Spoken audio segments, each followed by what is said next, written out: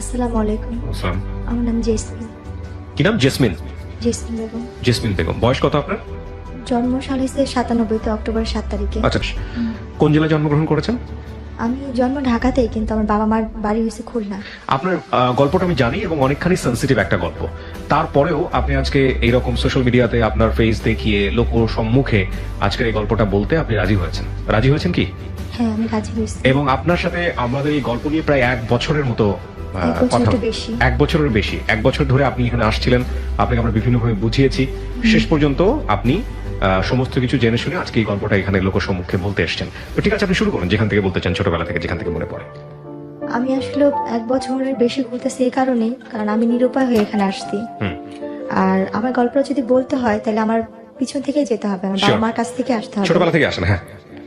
আমি খুব মধ্য ফ্যামিলির একটা গরিব ঘরের মেয়ে। আমার বাবা মাও খুব অসহায়। আমার বাবা খুব ছোটখাটো একটা চাকরি করে, একটা হোটেলে কাজ করে। আমরা ভাই বোন 5 জন। ছোটবেলা থেকে আমরা অভাব জিনিসটাকে ভোগ করে আসছি। একদম মা বাবার ঘরে যখন থেকে মানে একটু ধরে বুঝ হয়েছে তখন থেকে আমরা কষ্ট কি জিনিসটা পাই আসছি। আর আমাদের একটা কষ্ট ছিল সবচেয়ে বেশি বড়, যেটা আমার বাবা হঠাৎ করে সবসময় নিখোঁজ হয়ে যেত ছোটবেলা থেকেই। আমরা যতটুকু মনে পড়ে, আমার ছোট ভাইটা যখন একদম কোলে, খুব ছোট কোলে কয়েক মাস হয়েছে, তখন এর কথাটা আমার মোটামুটি ভালোই মনে আছে। এর আগে থেকে নাকি আম্মুর সাথে আব্বু এরকম করতো। আম্মুর যখন বিয়ের 7 দিন বিয়ের বয়স, তখন থেকে আব্বু এরকম নিখোঁজ হয়ে যেত। এটা নাকি আব্বুর একটা রোগ ধরতে গেলে ছিল, একটা অভ্যাস। মানে হঠাৎ করে নিখোঁজ হয়ে যেত? নিখোঁজ হয়ে যেত ছোট থাকতে, আম্মুর বিয়ের 7 দিন থেকে। কারণ তখন যে আম্মু চলে যাবে, কারণ আম্মুর তো ঘরে সৎ মা ছিল, তার বাবা মানে বাবা যা মা বলতো তাই করতো। তো এই কারণে আম্মু আর কখনো আলাদা হওয়ার চিন্তা ভাবনা করেনি, যে তার তো কোনো মা নেই, সে কার কাছে যাবে। তো আমার মা বাধ্য হয়ে সেখানেই সংসার করছে আমার বাবার সাথে।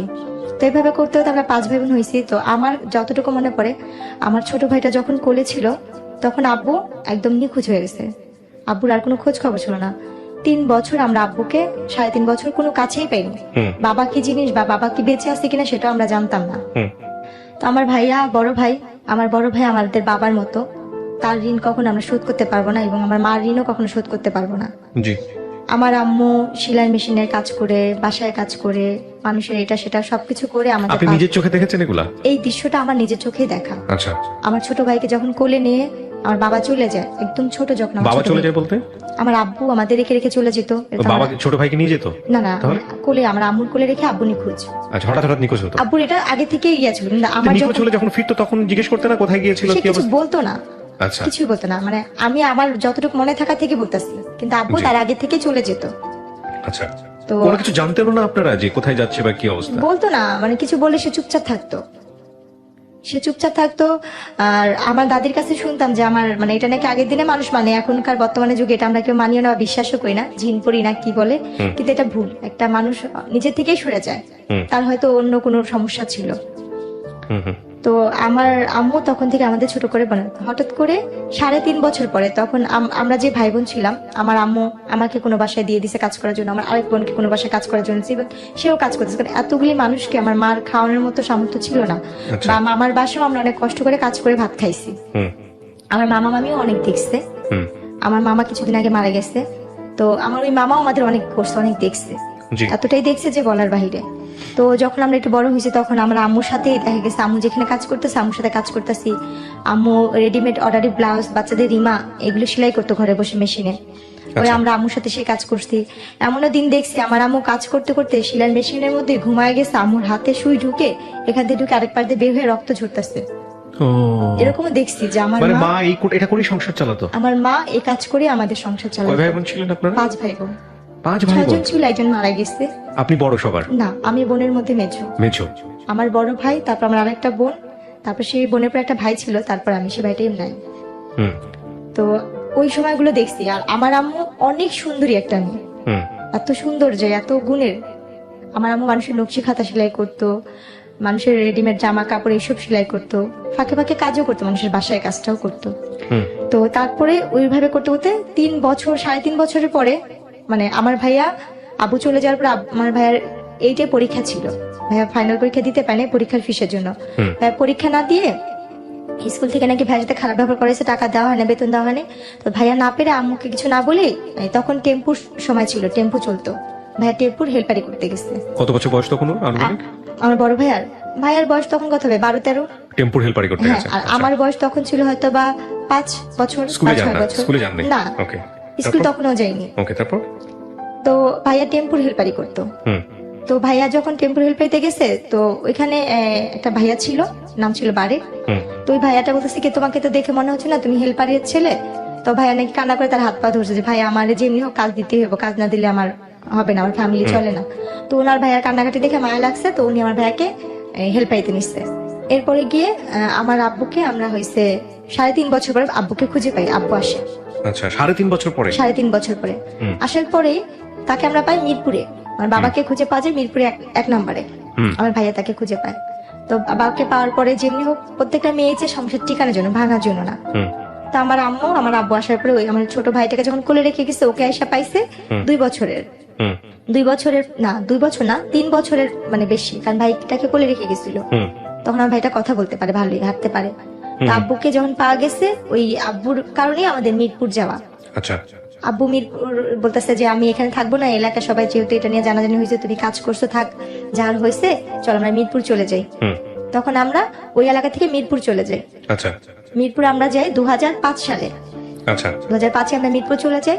যার পরে ওইখানে আমাদের আর কোনো কাজ করতো না, কারণ আব্বু আসলে আমাদের আর কোনো কাজ করতে হতো না। আব্বু যে কাজ করতো, হোটেলে কাজ করতো, তো আমাদের আল্লাহর রহমতে সংসার চলে যেত। ওকে। তো কাজ টাজ করতো 5 বছর, মানে 2005-এ যখন আব্বুকে পাওয়া হয়, 6-এর দিকে আমার বোনের বিয়ে হয়। আচ্ছা। আমার বড় বোনের বিয়ে হয়ে যায়। ওকে। মানে 5-এর শেষের দিক দিয়ে 6-এর আগে আমার বড় বোনের বিয়ে হয়। ওকে। বড় বোনের বিয়ে হওয়ার পরে আমার তখন বয়স 10 বছর পার হয়ে যায়, 10-11 বছর পার হয়ে যায়, মানে 11 বছরের মাঝামাঝি। তো আমরা যে এলাকায় থাকি, ওই এলাকারই যে বাসায় ভাড়া থাকি, সে পাশের বাসায় একটা লোক ছিল। ওনারা আমাকে রাস্তায় খেলতে দেখে পছন্দ করছে, আমার বাবা মার কাছে বিয়ের প্রস্তাবও দিছে। তো আমার ভাইয়া যে বাসায় গাড়ি চালাতো, ভাইয়া তো গাড়ি চালানো শিখে গেছে, ওই বাসায় গাড়ি চালাতো। ওনার আবার কোনো সন্তান ছিল না নিজের, আমার আম্মুকে নিজের মেয়ের মতোই দেখতো। তো ওই এলাকার মোটামুটি সবাই জানতো আমরা তার নাতি। আমরা ওনাদের বাসায় ভাড়া ছিলাম। তো যখন আমার জন্য বিয়ের প্রস্তাবটা যায়, তখন ওই নানু বলতেছিল যে তুমি কি ভাবতেছো এটা মাতবরের নাতি? ও তো মাতবরের নাতি না, ও কিন্তু ভাড়াটিয়া এখানে। আচ্ছা। ও কিন্তু মানে দেখতে শুনতে ভালো, সুন্দর, ওরা সব ভাই বোনই সুন্দর, কিন্তু ও কিন্তু কোনো বড় লোকের মেয়ে না, গরিবের মেয়ে। আচ্ছা, তারপর? তো আমার ওইখান থেকে ওনারা বলতেছে যে না, আমরা তো বাজারে গেছি, বাজার ভাঙাচোরা হলে আমাদের সমস্যা নেই, আমাদের সদাই দরকার। আমাদের বাজার কেমন হলো সেটা আমরা জানি না, আমাদের সদাইটা আগে মেন দরকার। তো আমার আব্বু আম্মুকে এসে অনেক রিকোয়েস্ট করে, প্রস্তাব দেয়, দেখেন আমরা কিছু চাই না, শুধু মেয়েটাই। তখন রোজার মাস ছিল। তো আমার আম্মু বললো যে আমার মেয়ে তো ছোট, আমার মেয়ে তো এখন সাবালক হয় নাই। আমার আব্বুকেও বললো যে দেখেন আমরা খুব গরিব, আর যখন আমার যার সাথে কাবিনটা হয়েছে, আমাদের ঘরে ভাইয়া বসার মতো একটা ভালো একটা মুড়াও ছিল না, আমাদের কোনো কিছুই নেই, ঢালা বিছানা মোট কথা আমাদের। এটা কি ঢাকার কথা বলছেন আপনি? হ্যাঁ, ঢাকাতে ছিলেন তখন আমরা আপনি? মিরপুরে, আমরা কখনো গ্রামে যাইনি। ওকে। আমরা ঢাকাতেই বড় হয়েছি, জন্ম ঢাকাতে। তারপর? তো যখন বলে, তো ওনারা বলে আমাদের কিচ্ছু লাগবে না, যে 5 জন আসবে আমরা সেই 5 জনকে খাওয়া নিয়ে যাবো, এমন কথা ওনারা বলে। শুধু ওনাদের একটাই চাহিদা, মেয়ে সুন্দর, মেয়ে দেখতে শুনতে ভালো, আমাদের এটাই দরকার। আচ্ছা, আপনার এই বিয়ের যখন আসলো তখন বয়স কত আপনার? আমার তখন বয়স 11 বছর। মাত্র 11 বছর? 11 বছরে, মানে মানে শেষ দিকে, মানে পুরো শেষ হয়নি। মানে ওরা যারা আসছে, ওরা শুধু আপনার এই চেহারা দেখে এসছে? যে আমার চেহারা দেখি। আর তখন আপনি পড়াশোনা করেন নাকি পড়াশোনা করার সুযোগ আমি হয়নি? তখন স্কুলে ভর্তি হয়েছি, তখন হিসাবে আমি ক্লাস 6-এ মাত্র পড়ি। ক্লাস 6-এ পড়তেন? হ্যাঁ। তারপর? মাত্র 6-এ। যারা বিয়ে নিয়ে এসছে তারা কোথা থেকে এসছে? তারা আশেপাশেই ছিল? তারা এমনি ওদের হোম ডিস্ট্রিক্ট বিক্রমপুর ছিল, হ্যাঁ। কিন্তু ওই এলাকার ওরা স্থানীয় ছিল, স্থানীয় ছিল এবং আপনাদেরকে চিনতো আগে? আমাদের চিনতো, যে আমরা ভাড়াটিয়া সেটা চিনতো। ওকে, তারপর? কারণ আমি তো সারাক্ষণ রাস্তায় খেলতাম। তো ওনারা যখন ইয়ে করছে, মানে আমার যার সাথে বিয়ে হয়েছে তাকে আমি একসময় মামা ডাকতাম, তার মাকে আমি নানি ডাকতাম। উনি আমাকে ওই বড় হওয়ার পর ওই তখনই দেখছে। দেখার পরে বলতেছে যে এই মেয়েটা কে রে? ওর বোনের সাথে, ফুফাতো বোনের সাথে আমি খেলতাম। বলছে মালিহা এটা কে রে? বলতেছে এটা তো জেসমিন, ওই পাশের বাসায় থাকে ওরা। বলতেছে কি মেয়েটা কি করে? বলতেছে ও ওইখানে সরকারি স্কুলে পড়ে, আমার সাথে মেয়ে খেলতে আসে, তখন রোজার মাস ছিল। আচ্ছা। তো আমাকে দেখছে ইফতারির 2-3 ঘন্টা আগে, সে আমাকে দেখছে। আচ্ছা। দেখার পরে তারা ইফতারির পরপরই তারা চলে আসতে আমার জন্য বিয়ের প্রস্তাব নিয়ে। আসার পরে আমার মা বাবাকে অনেক রিকোয়েস্ট করলো, যেদিন দেখছে সেদিন কথা বলছে, তারপর দিন আমার গায়ে হলুদ হইছে। আমার বাবা মাকে তারা এক পর্যায়ে, আমার বাবা মা ভাবছে যে আমরা গরিব, এত বড় জায়গা থেকে আসতে, নিজের থেকে মেয়ে নিতে চাচ্ছে। তো একদিন সময় চেয়েছে, তারা সেটাও দেয়নি। তারপর দিন গায়ে হলুদ করছে, তারপর দিন কাবিন করছে। বুঝতেন 11 বছর বয়সে বিয়ে কি জিনিস? কতটুকু বুঝতেন? আমাকে ওনারা পার্লারে সাজাইতে নিচ্ছে। হ্যাঁ আমি এই যে পাশে যে খেলতাম গলিতে, আমাকে ওই গলিতে কয়েকটা আন্টি ছিল, অনেক আদর করতো, হ্যাঁ আমাকে বলতো ললনা সুন্দরী বলতো। ওনারা আমাকে আদর করে ললনা সুন্দরী বলতো। আচ্ছা আর একটু দুষ্টু টাইপের, মানে খেলাধুলার প্রতি আমার নেশা অনেক বেশি ছিল, আর চুলগুলি একটু বড় ছিল তো যার কারণে। তো তারপরে গিয়ে ওনারা আমাকে, আমাদের তো পার্লার সাজানোর তো কোনো সামর্থ্য নেই। যেমন আমার বড় বোনের বিয়ে হয়েছে একটা সুতি কাপড় পরে নর্মাল, মানে বিয়ের লাল বেনারসি শাড়িও না, আচ্ছা। একটা সস্তা কাপড় আমার বড় বোনের বিয়ে হয়েছে, তখন একটু দেখছি। আর আমাকে তারা সুন্দর দামি শাড়ি দিচ্ছে, আচ্ছা। সিটি গোল্ডের জিনিসপত্রই দিচ্ছে, বা স্বর্ণের জিনিস যেটাই দিচ্ছে। আপনার ওই যার সঙ্গে বিয়ের কথা হচ্ছিল ওনার বয়স কত ছিল? উনি আমার থেকে 22 বছর না 23 বছরের বড় ছিল। প্রথম বিয়ে ছিল আপনার? প্রথম যে কাবিনের বিয়েটা ছিল 22 বছর 25 বছরের বড় আপনার থেকে, আর আপনার তখন 10-11 বছর বয়স। না, আমার 11 বছর শেষের দিকটা। 12 বছরে পড়তে হ্যাঁ, যাচ্ছেন। পড়তে তো যাচ্ছি। আপনাকে হ্যাঁ পার্লারে নিয়ে যাচ্ছে সাজানোর জন্য। ওনাদের তারপর? নিজস্বই পার্লার আছে। ওনাদের নিজস্ব পার্লার ছিল? ওনাদের অনেকগুলো নিজস্ব মিরপুরে পার্লার ছিল। ও আচ্ছা আচ্ছা, তারপর? তো তারপরে যখন ওনার পার্লার সাজে, আমি তো কখনো পার্লারে সাজি নেই, আমার জন্য এটা পুতুলের মতো সাজ। আমি হলুদ দিনও ওনারা সাজিয়েছে, আমি সেটা তো অনেক খুশি ছিলাম, ফুল টুল দিয়ে। আমার বিয়ের মিষ্টি আমি নিজেই চেয়ে চেয়ে খাচ্ছি। তারপর যেদিন আমার কাবিন হয় সেদিন আমি পাশের পাশে আন্টিকে যা বলছি, পুতুল আন্টি দেখেন আমি আজকে আরো সুন্দর ললনা সুন্দরী হয়ে আসছি, দেখেন আমাকে কত সুন্দর লাগতেছে।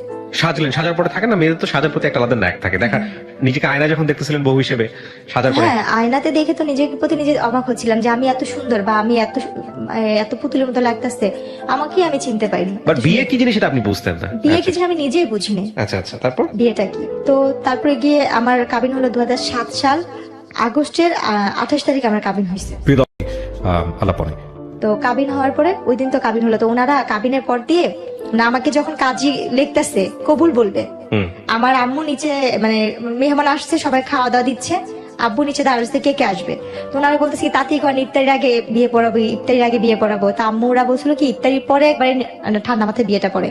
তো ওনারা খুব তাড়াতাড়ি করতেছিল, ওনাদের বাসায় এই হয়েছে, আমাদের বাসাও না কাবিন হয় না, ওনাদের ফ্ল্যাটে ওনাদের বিল্ডিং নিয়ে কাবিন করেছে না। আমাদের বাসা তো সুন্দর না, আমাদের বাসা তো মানুষ আসতে পারবে না, মেহমান আসতে পারবে না, এই জন্য। তো আমার আম্মু সবাইকে খাওয়া দাওয়া দিচ্ছে, কাজ টাজ করতেছে। এর মধ্যে আমার ভাইয়া বসা ছিল, আর আমার বড় বোনের ভাসুর বসা ছিল। জি। তো ওর মধ্যে ওনারা বলতেছে কি আমার বাবার নাম, আমার মায়ের নাম, সবার নাম নিচ্ছে, লিখতেছে। তো আমাকে কবুল বলতে বলছে, আমাকে কিন্তু আমার একবার মামি আর আমার নানি শিখা দিছিল, তোর যদি কবুল বলতে বলে তুই কখনই কবুল বলবি না, চুপচাপ থাকবি। অনেকক্ষণ পরে আমরা যখন বারবার তোরে বলবো বল বল বল, তারপর তুই বলবি। কিন্তু আমি আর সেই জিনিসটা বুঝিনি। আমাকে যখন কাজী বলতেছে বলো মা বিসমিল্লাহ কবুল, আমি বলছি হ্যাঁ কবুল কবুল কবুল, একসাথেই বলে দিচ্ছি কতবার, মানে হিসাব ছাড়াই। আমার একটু ছেলেটাকে দেখেছেন না যার সঙ্গে বিয়ে হচ্ছিল আপনার? তাকে তো আমি ছাদে খেলার সময় দেখছি, কিন্তু একবার। ওভাবে কখনো বড় ভাই হিসেবে জানতেন নাকি? মামা হিসেবে জানতাম। আর তার মাকে আমি নানি ডাকতাম। আর আর আমার যে আগে সংসারে যে ইয়া ছিল, মানে আমার যে হাজবেন্ডের সাথে বিয়ে হয়েছে, ওনার যে বড় বোন ছিল, সেই বড় বোন যে আমার ননার সাথে সম্পর্ক, সে আমার মারও 2-3 বছরের বড় ছিল। এরপরে গিয়ে আমার আম্মু এসে বলতেছে কি যে আসেন আমরা বিয়ে পড়া ফেলে আপা, আমার ফুপুসা সেই নাম ধরে বলতেছে যে আসেন আমরা বিয়ে পড়া ফেলে। তো আমার ফুপুসাই বলছে আল্লাহ বিয়ে তো হয়ে গেছে। আমি কান্না করতেছি, না না আমার তো বিয়ে হয় না, আমার তো বিয়ে হয় না, আমার বিয়ে করাইবা না। আমার ভিতরে ধারণা ছিল যেমন টিভিতে নাটক বা ছবি দেখতাম যে হিন্দুরা ঘুরে যে এই আগুন রেখা, ওইভাবেই বিয়ে। আচ্ছা আচ্ছা, আমার চিন্তা ধারণা ওইভাবে মানুষের বিয়ে হয়, বাবা বিয়ে কি জিনিসটা আমি অতটা বুঝিনি। ওইটা টিভিতে দেখে বিয়ে, ওইটাই বিয়ে, যে না আমার তো বিয়েই হয় না, আমার বিয়ে দেয় না। মানে এটা কবুল কবুল বলার পরে? হ্যাঁ, আমার কিন্তু বিয়ে হয়েছে 1 ঘন্টা হয়ে গেছে। পরে ওনারা বলতেছে কি এই যে ছবি তুলছি, দেখো দেখো ক্যামেরা দিয়ে ছবি তুলছি। তো আমার যার সাথে বিয়ে হয়েছে তার একটা ফোন ছিল, কলমালা ফোন, টাচ ফোন বড়। তো ওই ফোনে উনি ভিডিও করছে, ছবিগুলো দেখাইতেছে, আমি টাকা টাকা হাসতেছি। কিন্তু উনি যে আমার স্বামী বা উনি যে কি, আমি তখন তাকে মামা আমাকে ডাকতেছি। আমার সাথে ওনার সাথে যে বিয়ে হয়েছে, তারপরে আমি বুঝতেছি না যে উনি আমার স্বামী। বলছে মামা এইটা এটা এটা আমার বিয়ের ইয়া। তুমি বলতেছে কি মামা বললো না, তুমি আমাকে তুমি করে বলো, আমি তোমার হাজবেন্ড। ওকে। তখন আমি মানে একটু চুপ হয়ে গেছিলাম। এরপরে গিয়ে ওনারা আর কি আমাকে বলতেছে, আমার আম্মাকে, আম্মু বলছে তাহলে আমরা ওরে নিয়ে যাই। বলছে না দেখেন যেহেতু কাবিন হয়েছে, ছেলে মেয়ে একটু একসাথেই থাকুক। আম্মু বলছে না আপনারা তো বলছিলেন যে মেয়ে সাবলোক না হওয়া পর্যন্ত আপনারা ছেলে মেয়েকে এক জায়গায় করবেন না। বলছে ও তাকে মামা ডাকতো, ওর তো একটু ফ্রি হওয়ার দরকার আছে, একটু থাকুক, কথা টথা বলুক, রাত্রে আমাদের সাথেই থাকুক, তারপরে আমি তারপর দিন নিয়ে দিয়ে আসবো নি। পরে আম্মু আব্বু মানে চুপচাপ থেকে আমার নানি বলতেছে কি যে না ঠিকই আছে, রেখে যায়, কারণ থাকার দরকার আছে, বোঝার দরকার আছে যে ও এখন আরেক বাড়ির বউ, এই কাজটা। তা আমার শ্বশুর বাড়িটা ছিল রাস্তার এই পারে ছিল আমার শ্বশুর বাড়ি, 1 গলির পরে আর কি আমাদের বাসা। মানে আবার চাইলে ভিতর দিয়ে আরেকটা গুলি আসতে যাওয়া যেতে বলা যে এই পারের ওই পার। হুম এরপরে গিয়ে রাতে যে কাহিনীটা, ওনারা অনেক সুন্দর করে ফুল টুল দিয়ে ঘর সাজাইছে, রুম সাজাইছে, আমাকে নিচ্ছে, আমি নিজের ঘরে নিজে ফুল টুল নিয়ে টেটুনি খেলতেছি, হুম আমি নিজেই ওইটা যে আমার ঘর। তো ওনাকে দেখে আমি খুব ভয় পাইতাম, আমি বিয়ের আগে থেকে ওই আমাকে দেখলে ভয় পাইতাম, হুম কারণ সে তো পলিটিক্স করতো, রাজনীতি করতো, ওকে তাকে আমি খুব ভয় পাইতাম। তার চোখ অল টাইম লাল থাকতো, আর খুব ফর্সা মানুষ তো। আচ্ছা লম্বা, লাল কেন থাকতো এটা বুঝতেন না? না আমি ওটা কখনোই বুঝতাম না। আচ্ছা তারপর? ওনাকে যখন ওই রুমে দেখছি না, আমি ভয় চুপচাপ হয়ে গেছি। উনি না গুন্ডা, ওনাকে না সবাই ভয় পায়, এলাকার সবাই হুম ওনাকে নাম ধরে যেটা বলে। হুম উনি এই ঘরে কেন, উনি কি আমার সত্যি তেল স্বামী? উনি তখন বলে উনি আমার হাজবেন্ড। ওই জিনিসটা আমার ভিতরে ভয় কাজ করছে। তো তখন থেকে তার ভিতর থেকে আমার একটা দূরত্ব, সে যে আমার স্বামী সেটা আমি কখনোই মানতে পারতাম না, ভয় পাইতাম। আচ্ছা তারপরে ওই দিনের ঘরে আমাকে কোনোভাবেই দিতে পারেনি। যতবারই দিয়ে হয় খাটের নিচে পলাই, এই রুমে ঢুকাচ্ছি, ওই পাড়ে বাইরে বের হয়ে যাচ্ছি। আমার সারা রাত এভাবেই গেছে। ওহো মানে কোনোভাবে আমি কান্নাকাটি করতেছি, চিল্লাইতে আসছি। পরে আমার যে ফুপু শাশি ছিল উনি বলতেছে ঠিক আছে থাক, ও আমার সাথে ঘুমাক, আমি পরে তোকে ডাক ইয়ে করে দিবনি। হুম রাতে তো খাওয়া দাওয়া করলাম ওনাদের সাথে সবাই একসাথে। হুম খাওয়াটার পরে ছবি তুললো, আমাকে জোর করে উনি নিয়ে নেওয়া ছবি তুললো, হুম। আমার হাজবেন্ডের সাথে ছবি তুললো। হুম পরে এক পর্যায়ে যেহেতু কেউ নাই, আমার বাবা মা এখানে, আর যেহেতু আমার বিয়ে হয়ে গেছে এটা আমাকে বুঝতেই হচ্ছে, শ্বশুর বাড়িতে চলে গেছেন? হ্যাঁ। হুম। তখন ছবি তুললো, ছবি তুলছি, ওনাদের সাথে আসছি, কিন্তু ওনার সাথে আমি ওরকম ভাবে কথা বলছি না। উনি আমার শরীরে হাত রেখে ছবি তুলছে, আমি তারপর ভয় পাচ্ছি, হুম শুধু ভয়ে ওখানে ছবি তোলা। এরপরে গিয়ে সকাল মানে রাতে যখন আমার ফুপুর সাথে শাশুড়ির সাথে ঘুমাইলাম, হুম মাঝরাতে তখন 4টা বা 3:30 বাজে, হঠাৎ করে ঘুম ভাঙছে, দেখি যে না উনি ওই রুমে আমাদের সাথে একসাথে শুয়ে আসছে। আচ্ছা তো যাক, তখন ওই মুহূর্তে তখন দিয়ে উঠে বসে বসে কান্না করতেছি যে আমি মনে হয় আর বাবা মার কাছে যেতে পারবো না। হুম এত বড় লোক বাড়ি, এত সুন্দর ঘর বাড়ি, কিন্তু পুরোটাই আমার ভালো লাগতেছে না, আমার নিজের মতো মনে হচ্ছে না। হুম যতটা আমার ভাঙা ঘর বা খুব ছোট মাকে বাচ্চা যেসব বেছে- অনুভূতি গুলো আসে, রাইট? হ্যাঁ, আমার ফ্যামিলিটাই আমার কাছে বেস্ট। হুম তো আমি ভাবতেছি কখন সকাল হবে, কখন আমি বাসায় যাব, হুম কারণ আমি এই বাসা তো চিনি আর আমাদের বাসাও চিনি। ওকে এর করতে যখন সকালে ফজরের আজান দিল, আমি বসে রয়েছি। একবার লুকায়, ওনারা সবাই ঘুমে, কেউ জানেই না, আমি দৌড় দিয়ে যা দেখে আসলাম। ওনার বাসা ছিল 3 তলা, তো আমার 3 তলা থাকতো। দৌড়া যে দেখছি কেচি গেট খুলছে কিনা, নিজে না কেচি গেট খুলে নেয় অত ভোরে। আবার দৌড়া চলে আসছে, এসে খাটের নিচে লুকায় আসছি, হুম বসে আসছি। এরপরে যখন সকালবেলা 6টা বাজে, আমি তখন ওই মুহূর্তে বাসা থেকে চলে আমাদের বাসা চলে যাই। হুম গেট টেট খুলে আমি আমাদের বাসা চলে গেছি। আমি আমাদের বাসা যা ঘুমাই, আম্মু বলতেছে তুমি এত সকালে, আমি বলছি, ওনারা আমার পাঠা দিচ্ছে, হুম ওনারা বলছে তুমি বাসা যাওয়া। আচ্ছা আমি এই জন্য বাসায় এসে বসছি। তা ওকে আম্মু ভাবছে যে পরিচয় সত্যি বলছে, তো আমি বাসা যে ঘুমায় রয়েছি। এদিক দিয়ে ওনারা খুঁজতে আসছে বাসায়, আর আমাদের তো ফোন নাই যে আমাদের বাসায় ফোন দিবে, মোবাইল টোবাইল কিছুই নেই যে ফোন দিবে। হুম তো ওনারা খুঁজতেছে খুঁজতেছে, অনেকক্ষণ পর ওনাদের বাসায় কাজের মেয়েকে পাঠাইছে। জি পাঠায় যায় বলতে, জেসমিন কি বাসায় গেছে? বলে কি হ্যাঁ, ও তো কোন সকালে এসে ঘুমা রয়েছে, আপনার Okay. ওরা নাকি পাঠা দিচ্ছে ওর ফুপু শাশুড়ি। ওকে বলছে, দেখছেন হ্যাঁ সবাই ম্যাডামরা খুঁজতেছে, ওরে কেউ পাইতেছে না। ওরা আম্মু আমারে বকা দিল, 2টা থাপ্পড় দিল যে তুমি এখন বড় হয়েছো, তোমার বিয়ে হয়েছে, তুমি তো যখন তখন জেলে আসতে পারবে না, আসলে কে তোমাকে নিয়ে ওনারা সংসার করবে? তুমি তো মেয়ে মানুষ, তোমার কপাল তো সেখানে বিয়ে হয়েছে, ভালো জায়গায় বিয়ে হয়েছে। হুম হুম আম্মু বোঝাইলো, আম্মুর মতো করে আম্মু বুঝলো যে এখন এটাই তোমার আসল বাড়ি, ওখানে সুখ হোক দুঃখ হোক তোমার এখানে ভাগযোগ করে থাকতে হবে, হুম আর তোমার কপাল ভালো যে তুমি এমন ফ্যামিলির একটা বউ হইছো। এগুলো যেটা বোঝায় আর কি অভিভাবকরা। বোঝায়। হ্যাঁ বেশি দিন তো না, তুমি কয়দিন থাকো, তোমাকে পরে উঠা দেওয়া যখন হবে তখন হুম এই কয়দিন ওইখানে যে থাকো, পরে আবার আম্মু নিয়ে দিয়ে আসতে। ওনারা সেদিন ওনাদের বাসায় অনেক মানে পার্টির আয়োজন করতে, লোকজন আসতে, বউ দেখছে, হুম সবাই বলতেছে না বউ অনেক সুন্দর হয়েছে, সবাই নাম ধরে ধরে বলতেছে ওর বউটা অনেক সুন্দর ভালো হয়েছে, হুম কিন্তু অনেক ছোট, বয়স ছোট। বলছে হ্যাঁ ঠিক হয়ে সিক্সে যাবে। পড়তেন তখন আপনি? হ্যাঁ। এরপরে যেটা হয়েছে, আমাকে আমার বাবার বাসা দিয়ে গেছে। 3-4 মাস পরে ওনারা ঘুরতে যাবে, ওনার সাথে ঘুরতে যাওয়া অবস্থায় যখন ঘুরতে গেছি, আমার অলরেডি তখন বাচ্চা কনসিভ করতে, আচ্ছা যেটা আমি বুঝতে পারিনি যে আমার গর্ভে বাচ্চা।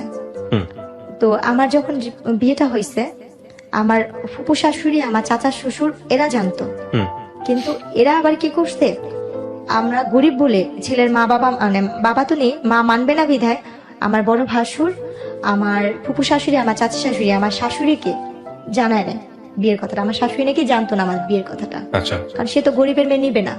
ও কিন্তু আমার যে বড় ভাসুর সে খুব ভালো ছিল। ওকে, এবং সে সেটা মানতো না বলেই সে ইনফর্ম ছিল না। হ্যাঁ, কিন্তু আমরা জানতাম না যে আমার শাশুড়ি না, আমার মার সামনে অন্য একজনকে ফেস করেছে, এটা শাশুড়ি, ও ছেলের মা। ভয়ঙ্করতম কাজ। তো তখন আর কি, যখন আমার বাবু পেটে আসতে, আমার বাচ্চা নাকি হুম 2-3 মাস মানে বাচ্চা পেটে, আমি তো বুঝি না একটা মেয়ে অসুস্থ হলে যে যে জিনিসটা সেটাও তো আমি বুঝতাম না। তা আমি খুব বমি করতাম, মাথা ঘুরতাম, কিছু খাইতে পারতাম না, মানে আমার কাছে খুব খারাপ লাগতো। তা আম্মু ওই জিনিসটা নিয়ে খালি বলতো কি হঠাৎ করে এমন করতেছে কেন, আর শুকায় যাচ্ছি, কালো হয়ে যাচ্ছি। তখন আমার আম্মু, আমার বড় বোন বলতেছে কি মা আম্মু ওর কি বাচ্চা টাচ্চা পেটে আসলো নাকি? আর আম্মু বলতেছে ওর বাচ্চা পেটে আসলো তো বুঝতাম, বা আম্মু আমাকে জিজ্ঞেস তোমার কি এরকম কখন হয়েছে, কি জানি আমি জানি না, আমি সেটা বুঝতে পারিনি। এরপরে গিয়ে আমার মা আমাকে একটা ডাক্তার দেখাতে নিয়ে গেল। ডাক্তার দেখানোর পরে ওখানে প্রস্তাব পরীক্ষা দিল, কয়েকটা পরীক্ষা দিল। এই রিপোর্ট গুলো আনতে গেল আমার হাজবেন্ড, উনি আমাকে নিয়ে গেল সাথে করে। রিপোর্ট গুলো আনতে যাওয়ার পরে বলতেছে ওনার তো বাচ্চা পেটে, উনি তো ওনার 3 মাস শেষ পর্যায়ে, বাচ্চা 4 মাসে পড়বে। তো এই কথা শোনার পর উনি খুব খুশি হয়। উনি খুশি হয়ে ওনাদের গ্রামের বাড়িতে আমাকে নিয়ে যায়, বিক্রমপুরে। আচ্ছা। উনি আমাকে বিক্রমপুরে নিয়ে যাবে। এই ফার্স্ট আমি আমার শ্বশুর বাড়িতে যাচ্ছি। আচ্ছা। তো আমার শ্বশুর বাড়িতে যখন যাবো তখন আমি খুব কান্নাকাটি করতেছি। এতদিন তো আমার ফুপু শাশুড়ি, চাচা শ্বশুর বাড়ি, আমি জানতাম এটাই আমার শ্বশুর বাড়ি। তো যখন সে বললো যে দেখো তোমাকে তো আমার মার কাছে কখনো নিয়ে নেই, তোমাকে চলো আজকে আমার মার কাছে নিয়ে যাবো। ওই যে আপনার ওইটা আমার ফুপু আম্মা, ওইটা আমার আরেকটা ফুপু আম্মা। আচ্ছা। এরপরে গিয়ে উনি যখন নিয়ে যাবে আমি ভয় পেতেছিলাম যে আম্মু না যাবে, অনেক কান্নাকাটি করতেছে। আমার ছোট বোন আর মামাতো বোনকে নিয়ে যাই, আমরা একসাথে বিক্রমপুর যাই। আচ্ছা। ভাইয়া যেদিন যাই সেদিন আমাদের যেতে যেতে রাত, মানে আমরা বিকালবেলা রওনা হয়েছি, তো শীতের দিন ছিল। এটা 2008-এ পড়ে যায় কাহিনীটা। আমরা গিয়ে ওখানে গিয়ে পৌঁছাই সন্ধ্যার সময়। তো ওই অবস্থা দেখে সে আমার মামি শাশুড়ির বাসায়, আমার আরেকটা ফুপু শাশুড়ির বাসায়, যে কিনা মুক্তিযোদ্ধা তার ফ্যামিলি, তাদের বাসায় নিয়ে ওঠায়, তাদের বাসায় রাখার পরে ওনারা বলতেছে মাশাআল্লাহ তুই তো বউ অনেক সুন্দর আছে, আমাদের সবার বউ পছন্দ, মানে সবাই আমাকে অনেক আদর করতেছে। বলছে তোর মাকে বোঝানো দায়িত্ব হচ্ছে আমাদের, তুই হিসাবে ছেলের বউ আমরা ভালো পাইছি, হাসি খুশি মিশু। তো ওই রাত্রটুকু ওখান থেকে সকালবেলা আমাকে নিয়ে গেল ওনাদের গ্রামে বেড়ে। প্রথম যে এক গ্রামে রাত্রে থাকলাম, তারপর দিন সকালবেলা ওই গ্রামে গেলাম, আমার শ্বশুর বাড়ির গ্রামে। তো যাওয়ার পরে ওই জোগানিয়া গ্রামে যাওয়ার পরে ওখানে আর কি ওনারা বউ দেখে আমার শাশুড়ি বলতেছে খালি কি চামড়া ধলাই আনছিস, কোনো টাকা পয়সা আনিস নাই, বউর সাথে কিছু দেয় না। উনি আমার কানে হাত দিচ্ছে, গলায় হাত দিচ্ছে, হাতে হাত দিচ্ছে। হ্যাঁ, শূন্যের কিছু নেই। তখন আমি বলতেছি কি আল্লাহ, উনাকে তো দেখছিলাম ওই নানুর বাসায়, তাহলে উনিও তো আমাদের নানি হইতো। আর উনি খুব বয়স্ক ছিল, উনিও হয়েছে রাজনীতিকের সাথে, উনি গ্রামের আর কি মেম্বার নাকি বলে যে ওসবে দাঁড়াইছিল। উনি সবসময় কুচিতা শাড়ি পরতো, ওনার গলায় মোবাইল ব্যাগ থাকতো, খুব শৌখিন, বয়স হয়েছে কিন্তু উনি খুব শৌখিন ছিল। আর আগের দিনই নাকি মেট্রিক পাস, ওনার যুদ্ধের অনেক আগে তার 3 সন্তান হয়েছে। তো উনি আমার গলায় কানে হাত দিয়ে বলছে তোমার বাবা মা কিছু দেয় নাই, তোমার বাপ কি করে? আমি বলছি আমার বাবা হোটেলে কাজ করে। এটা শুনে সে আরো রাগ হয়ে গেছে। ওই মুহূর্তে ওনারা কি করলো, মা ছেলে ঝগড়া করতেছে। আমার আরেক ভাসুর, আমার আরেক দেবররা, 2 দেবর মিলে ঝগড়া করতেছে, তারা ঝগড়া করতেছিল। তারা ঝগড়া করতে করতে আমার যে বড় যে ভাসুরের বউ যে ছিল, আমার সেই বড় ভাসুরের বউ আর আমার আরেক ভাসুরের বউ, তারা মিলে রান্না বান্না করতেছে, বউকে যেটা খাওয়ানোর মিষ্টি টিষ্টি সব বানাচ্ছে। তো তখন বাজে সকাল 10টার দিকে। তো ওই মুহূর্তে কি হয়েছে, তারা 2 ভাই মারামারি, 3 ভাই মিলে ঝগড়া কথা কাটাকাটি করতে একটা মারামারি, অনেক পর্যায়ে দেখি যে দা বটি নিয়ে মারামারি হচ্ছে। আমি রুমে, আমি আমার 2 বোন রুমে। কতক্ষণ পরে আমি মানে মারামারি করছি, তো আমার স্বামী, তার সাথে আমি যেহেতু সংসার করছি প্রায় 1 বছরের মতো সময় হয়ে আসতেছে কাছাকাছি, তো ওনার সাথে ঝগড়া লাগছে দেখে আমি একটু বাইরে এসে দরজার সামনে দাঁড়াইছি। দাঁড়ানোর পরে আমার যে আরেক ভাসুর, মানে মেজু ভাসুর যাকে বলে, সে এসে আমার মুখে বেশ একটা খারাপ করে একটা গালি দিয়ে আমার চুলটা ডাইনা ধরে, এইটার আগে মার, একটা গালি দিয়ে বলতেছে এটার আগে মার, ভাষা খারাপ করে এটার আগে মার, এটার বাপ মা এটার কথা দিচ্ছে। উনি আমার চুল টাইনা না ধইরা উনি কি করলো, বলছে মানে অনেক বাজে ভাষায় গালাগালি করছে, ওকে আগে মার, চামড়া ধরা তো গেছে এটা সেটা করতে গছা দিচ্ছে। এভাবে বলে উনি ইয়া করলো। ভাই কখনো যুদ্ধ কি জিনিস দেখিনি, শুনছি শুধু মুক্তিযোদ্ধা নাকি অনেক কষ্ট, কিন্তু সেই দিনের যুদ্ধটা মনে হয় কি আমার জীবনে অনেক বড় একটা যুদ্ধ ছিল। সেই দিন ওই মুহূর্তে আমাকে মারলো, আমার 2 বোনকে মারলো, আর সেই মায়ের কি ওরা ধরা মায়ের। কে গায়ে তুলে আপনার এটা? আমার ভাসুর, আমার দেবর। আপনার জামাই ছিল না ওখানে? ওনাকেও মারছে। মিথ্যা তো কেন বলবো, উনি খুব মানে যতটুকু সাধ্য উনি ইয়া করতে, ওনাকেও মারছে। উনি বলছে আমি যদি গরিব মেয়ে কিনে সংসার করে ভাত খেতে হবে, তোদের সমস্যা কি, আমি তোকে নিয়ে ভাত খাবো। এই নিয়ে ওনারা ভাইরা মারামারি করছে। কিন্তু আমি যে প্রথম দিন, তার আগের দিন যেই আমার ফুপু শাশুড়ি আর মামি শাশুড়ির বাসায় উঠছিলাম, তারা সেই খবরটা পেয়ে তাদের গ্রাম থেকে লোকজন নিয়ে আসতে আইসা ওনারা আমাকে, আমার শ্বশুর ভাইয়ের সাথে 2 পক্ষ মারামারি লেগে ঝগড়া লেগে দা বটি মানে কাছি টাছি নিয়ে একজন আরেকজনকে কুপাকুপি মারামারি, এই এমনকি মেয়েরাও ওনা কোমরে বাইধা মারামারি করতেছে। তখন আমার ওই যে ফুপু শাশুড়ির মেয়ে আপুটার নাম আমি বলতে চাচ্ছি না, আপুটা যেহেতু পলিটিক্স, ওই আপুটা আসছে। ওই আপুটা এসে উনি আমার ননদ হয় সম্পর্কে, তো বড় আমার বয়সে। ওই আপুটা আমাকে এসে ধরে, আমার বোনকে ধরে ধরে আমার দাদি শাশুড়ি ঘরে নিয়ে দরজা বন্ধ করে বলছে তোর এই ঘরটা বের হবি না। তারপর এরপরে গিয়ে ওই মারামারি হইলো, তো মারামারির শেষ পর্যায়ে যেটা দাঁড়াইলো, বলছে মা ওর বাচ্চা পেটে। তো উনি বললো কি ঠিক আছে তুই গরিবের মেয়ে বিয়ে করছিস, এটা আমি মানতে পারতেছি, তারপর মেনে নিবি, পেটে বাচ্চা যেহেতু। তোর বোর যদি মেয়ে হয় তাহলে আমি আমার ঘরে জায়গা দিব না, তুই ওর তালাক দিবি। আর যদি তোর বোর ছেলে হয় তাহলে আমি তোর বউকে মেনে নিব। তো বললো যে ঠিক আছে দেখা যাক। তো বলে না যার কেউ নেই তার আল্লাহ অবশ্যই থাকে। জি। আমার আল্লাহ পাক দুইটাই দিছে একসাথে, একটা ছেলে একটা মেয়ে একসাথেই দিচ্ছে আল্লাহ পাক। তো ওই সময় আর কি মারামারি হওয়ার পরে তো প্রায় মা ছেলেতে ঝগড়া খাই যা হইতেই থাকতো, এই যৌতুক যৌতুক নিয়ে। আমার বাবা মা কিছু দেয় না, এটা না সেটা না। ভাইয়া কোনো একটা ফল খাইতে গেছি, বলতো তোর বাবার বাড়ি থেকে এই ফলটা আসতে, মুখের সামনে থেকে সেই ফলটা নিয়ে যেত, খাইতে পারতাম না। কোনো পিঠা আসতেছি না, আমার দুই ভাসুরের বাসা থেকে পিঠা আসতেছে, তাদের বাবা মার আছে, আমার বাবার নাই। আমার বাবা তো গরিব, আমরা নিজেই তো একটা ভালো আম কাঁঠাল কিনা খাইতে পারি না। আমার মনে পড়ে আমার ওই বাচ্চাটা, কারণ ওই কথাগুলো আমার ভালো করে মনে নেই। আমার ওই সময় আমার বাচ্চাটা যখন 5 মাস পেটে শেষের পর্যায়ে, আমি আম খাইতে নিচ্ছিলাম। এদের বাসায় অনেক আম গাছ আছে, এদের বাসায় কোনো ফলের গাছের অভাব নেই, অদৃষ্ট ফল, সব ধরনের ফল আছে। আমি কুড়ায়া একটা আম খাচ্ছিলাম, ছুলে মাত্র এক কামড় দিছি, আমার ননদ এসে উনি আমটা কাইরা নিয়ে বলতেছে কি তোর বাপমার বাড়ি থেকে আম আসছে, তুই যে আমাদের বাড়ির আম খাচ্ছিস। আপনার জামাই কি করতো? ও হয়েছে কি পলিটিক্স করতো, নেশা পানি করতো। ওইগুলোর দিকে কোনো খোঁজ খবর থাকতো না? আপনি জামার সাথে এগুলো শেয়ার করতেন যে আমার সাথে এরকম হয়েছে বাসায়? তখন বলতাম না, কেন বলতাম না, ভাবতাম কি তার বাবা মার নামে বদনাম করবো যদি সে এটা না মানে। না মানে আচ্ছা। ভাই বোনের নামে বদনাম করবো যদি সে না মানে। আমি তো গরিবের মেয়ে, ভাগ্য তো সে আমি এরকম বাড়ির বউ হয়েছি। এরপরে ওই আম কাঁঠাল নিয়ে তাই একদিন আমার মাকে আমি ফোন দিয়ে বলি আম্মু তোমরা নিজেরা খাও বা না খাও, আমার যদি পারো একটু আম কিনা পাঠাও, একটু কাঁঠাল কিনা পাঠাও, কোনো ফলের দিন আমাকে একটু ফল পাঠাও, বা কোনো পিঠার দিন আমার একটু পিঠা পাঠাও। আম্মু চিল্লা পাল্লা করতো, তোরে যদি দিয়ে আমার তার একটা মেয়ে আসছে, কারণ সে তো কষ্ট করে, মানে দুজনকে দিতে হবে, দুজনকে দিয়ে দিতে হবে, সেটা তো সামর্থ্য নেই। এখন আম্মু আমাকে বকতো যে দিলেই তো লাইক আছে, কোথেকে দিব, রাইট, সেই কথা বলতো, দেই না দেই নেই, এরকম হয় শ্বশুর বাড়িতে দিয়ে কথা হয়, বলে সহ্য করে থাকতে হয়, মেয়ে মানুষ না তুই, এই কথা বলতো। তো সেখানে আমি বলার জায়গা পাইতাম না। আর আম্মু যখন যে মারামারিটা হয়েছে তখন আম্মু বলতে কি বাচ্চাটা ফালাতে তোর আমরা নিয়ে আসা করি, ছাড়া ছিল। তো বলতাম কি আম্মু মেয়েদের জীবনে কয়বার বিয়ে হয়, তুমি না এত কষ্ট করে আমাদের বড় করছো, তাহলে আমি এখান থেকে যদি যাই মাসে তো খারাপ বলবো। আমি ভাইয়া যতটুকু সাধ্য ছিল আমি যথেষ্ট পরিমাণে ওই ফ্যামিলিতে থাকার জন্য অনেক চেষ্টা করছি ভাইয়া। তারপরে গিয়ে ওই ফলের যাওয়ার পর ওরা তো আলু দিনে আলু লাগাতো অনেক, তো আলু লাগানোর জন্য যে মানে কাজ করার লোক আসতো, গ্রাম দেশে বদলি বলে, অনেকগুলো করে ভাত রান্না করতে হতো। আমি তো কখনো লাড়কিতে রান্না করিনি, তো লাড়কিতে রান্না করতাম, ধানের দিনে ধান নিতাম, আলুর দিনে আলু কাটতাম, পাটের দিনে পাট নিতাম, যা আমি জীবনে কোনদিন চোখেও দেখিনি, সবকিছু করতাম। তো একদিন ওই ভাতের মারগালতে যা মানে ভাতটা পুড়ে গেছিল, আমার শাশুড়ি এসে আমার এই যে হাতটা পুড়া দিছে, এখানে জ্বলন্ত কয়লার লাড়কি দিয়ে এখানে পুড়া দিচ্ছে, এখনো চিহ্ন কাছে এই জায়গাটা জ্বলন্ত কয়লার আগুনটা লাগা দিচ্ছে।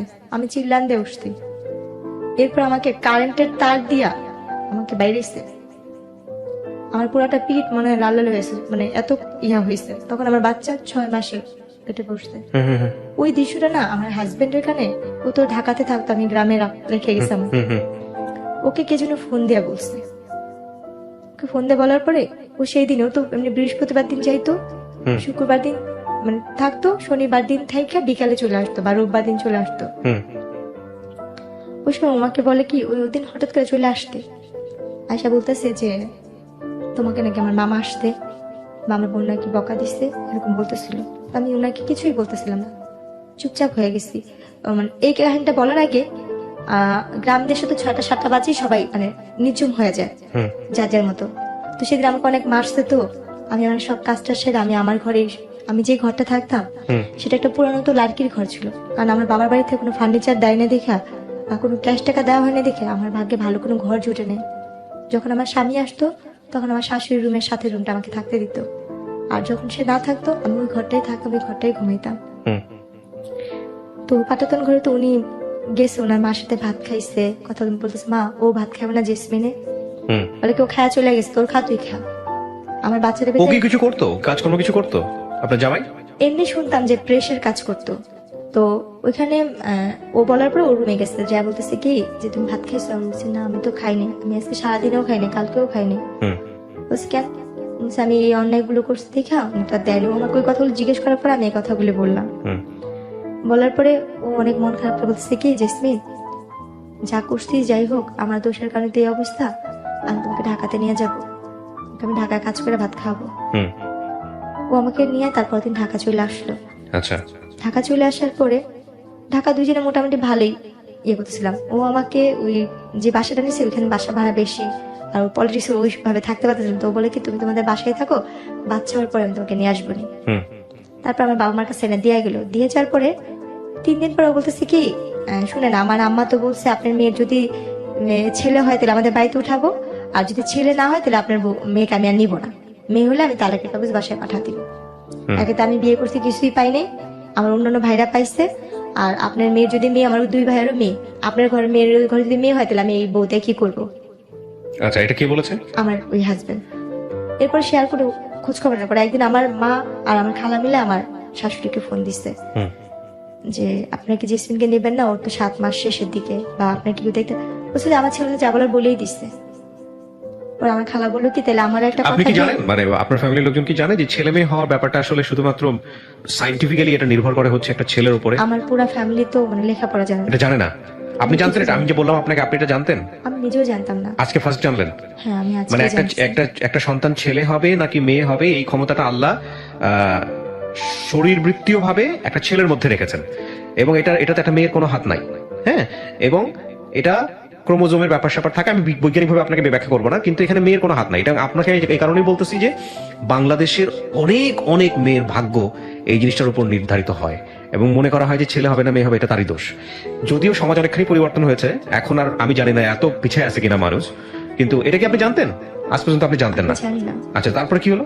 এরপরে গিয়ে সে আর আমাকে নিতে আসতো, তখন আমি শুধু কান্না করতাম আর ভাবতাম যে আল্লাহ কেন এরকম করলো, বা আমার বাবা মা এত টাকা পয়সা কোথায় পাবে। ডাক্তার বলছে যে মেয়ের বয়স কম, সিজার করতে হবে, বাচ্চা একসাথে 2 বাচ্চা একসাথে পেটে, সিজার করতে হবে, এরকম ভাবে মানে ইয়া করতেছে। আচ্ছা, তখন আর কি আমার বাবা মা কি করবে, তারাও খুব টেনশন করতো, আমার প্রতি আল্লাহ ভরসা। আমি শুধু ভাই কান্না করতাম, কারণ কান্না করেছে আমার আর কিছু করার নেই। কিন্তু আমি তাকে কখনো মানে আমার হাজবেন্ডকে লাগবে বা তাকে আমার দরকারি ওরকম ভাবে তখন আমি ট্রাই করি, মানে স্বামীকে জিনিসটা আমার ভিতরে তখনও কোনো কিছু কাজ করেনি। আচ্ছা, আমার ভিতরে ওই জিনিসটা মাথায় থেকে সে যদি নাও আসতো, আমার কোনো কিছু যায় আসে না, তার ভিতরে আমার কোনো মায়া বা ভালোবাসা কোনো কিছুই সৃষ্টি হয়নি। এরপর হয়েছে গিয়া আমার বাচ্চাটা মানে মারামারিতে হইলো, আমার যখন বাচ্চা হবে, আমার অলরেডি বাচ্চা হওয়ার সময় হয়েছে 2010-এর দিকে আমার বাচ্চা হলো, এবং নর্মালি ডেলিভারি হলো বাচ্চাগুলো মানে 10-এর বাচ্চাগুলো মানে টুইন ছিল? হ্যাঁ। ও আচ্ছা, মার্চের 26 তারিখে হয়েছে। দুটোই মেয়ে? না, ছেলে। হ্যাঁ। এক ছেলে এক মেয়ে, মাশাআল্লাহ। হ্যাঁ, তারপর? এবং নর্মালি ডেলিভারি হয়েছে আল্লাহর রহমতে। তখন ওই কথা শুনে ওনারা আসতে, ও আমার হাজবেন্ড আসতে, আমার হাজবেন্ডের বড় ভাইটি সবাই আসতে, দেখলো খুব খুশি বাচ্চাদের নিয়ে গেল, কিন্তু মেয়েটাকে ওরকম বেশি একটা আদর করে নাই। আচ্ছা, ছেলেটাকে নিয়ে সবাই খুশি ছিল। আচ্ছা, আচ্ছা। এরপরে গিয়ে ওনারা আর কি ভালোই দিন কাটতেছিল মোটামুটি আল্লাহর রহমতে। ঝগড়া কাজে আসে মানে মায়ের ধর আসে, উনি তো নেশা করতো, নেশা করে আসতো, প্রায় বলতো যে তোকে বিয়ে করে কিছু পাইনি মাতাল অবস্থায়, তোরে বিয়ে করে যৌতুক পাইলাম না, তো তোকে দিয়ে আমি ইয়া করবো, এখন তো আমার বাচ্চা হয়েছে, আমার ছেলে হয়েছে, আমার তার তোকে আর দরকার নেই, আমার মেয়ের অভাব নেই, এরকম বলতো। এমনকি উনি ঘরে অনেক মেয়েদের নিয়ে আসা, যেরকম স্বামী স্ত্রী থাকে ওরকম সে থাকতো। আচ্ছা, আপনার সামনে? হ্যাঁ, এইভাবে সে ব্যাপারগুলো করতো। তো সত্যি কথা বলতে কি, আমার না ওই মানুষটার প্রতি কখনোই ভালোবাসা কি জিনিস আসেই নেই, কারণ আপনি বুঝিনি তো নাই, বোঝার বয়স ছিল না বিষয়টা। বোঝার বয়স নেই, আর কেন জানি তাকে তো আমি ভয়ই পাই, তাকে তো কোনো ভালোবাসার মানুষ হিসেবে দেখিনি বা স্বামী হিসেবে দেখিনি।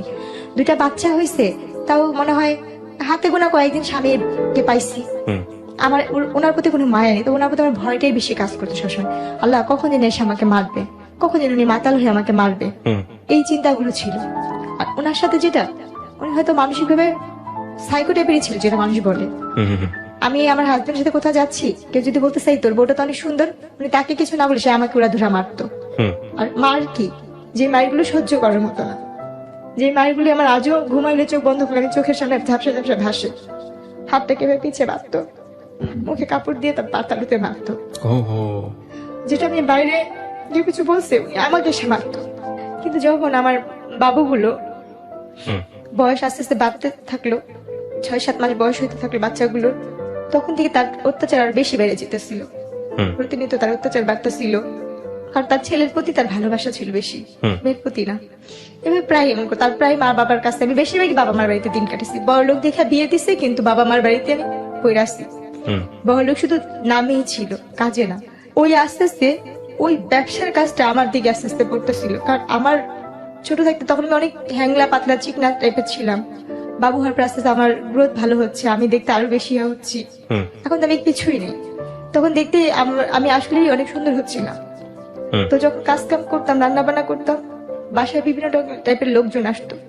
তার দলের লোক আসতো, তার দলের লোকের বাইরের লোক আসতো, তার কুকুর গেস্ট আসতো। হুম। আস্তে আস্তে এক একজন আমার কথা বলতো ওদের কাছে।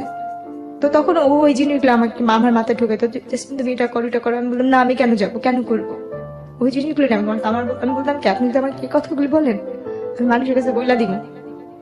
তখন সে আমাকে আবার ওইভাবে হাত পা বাইধা পা তালুতে মারতো। আর ওই মারার অবস্থা ভাই মনে হতো কি, কেউ যদি একবার আমার হাতটা খুলে দিত, আমি নিজে তারে খুন করতাম।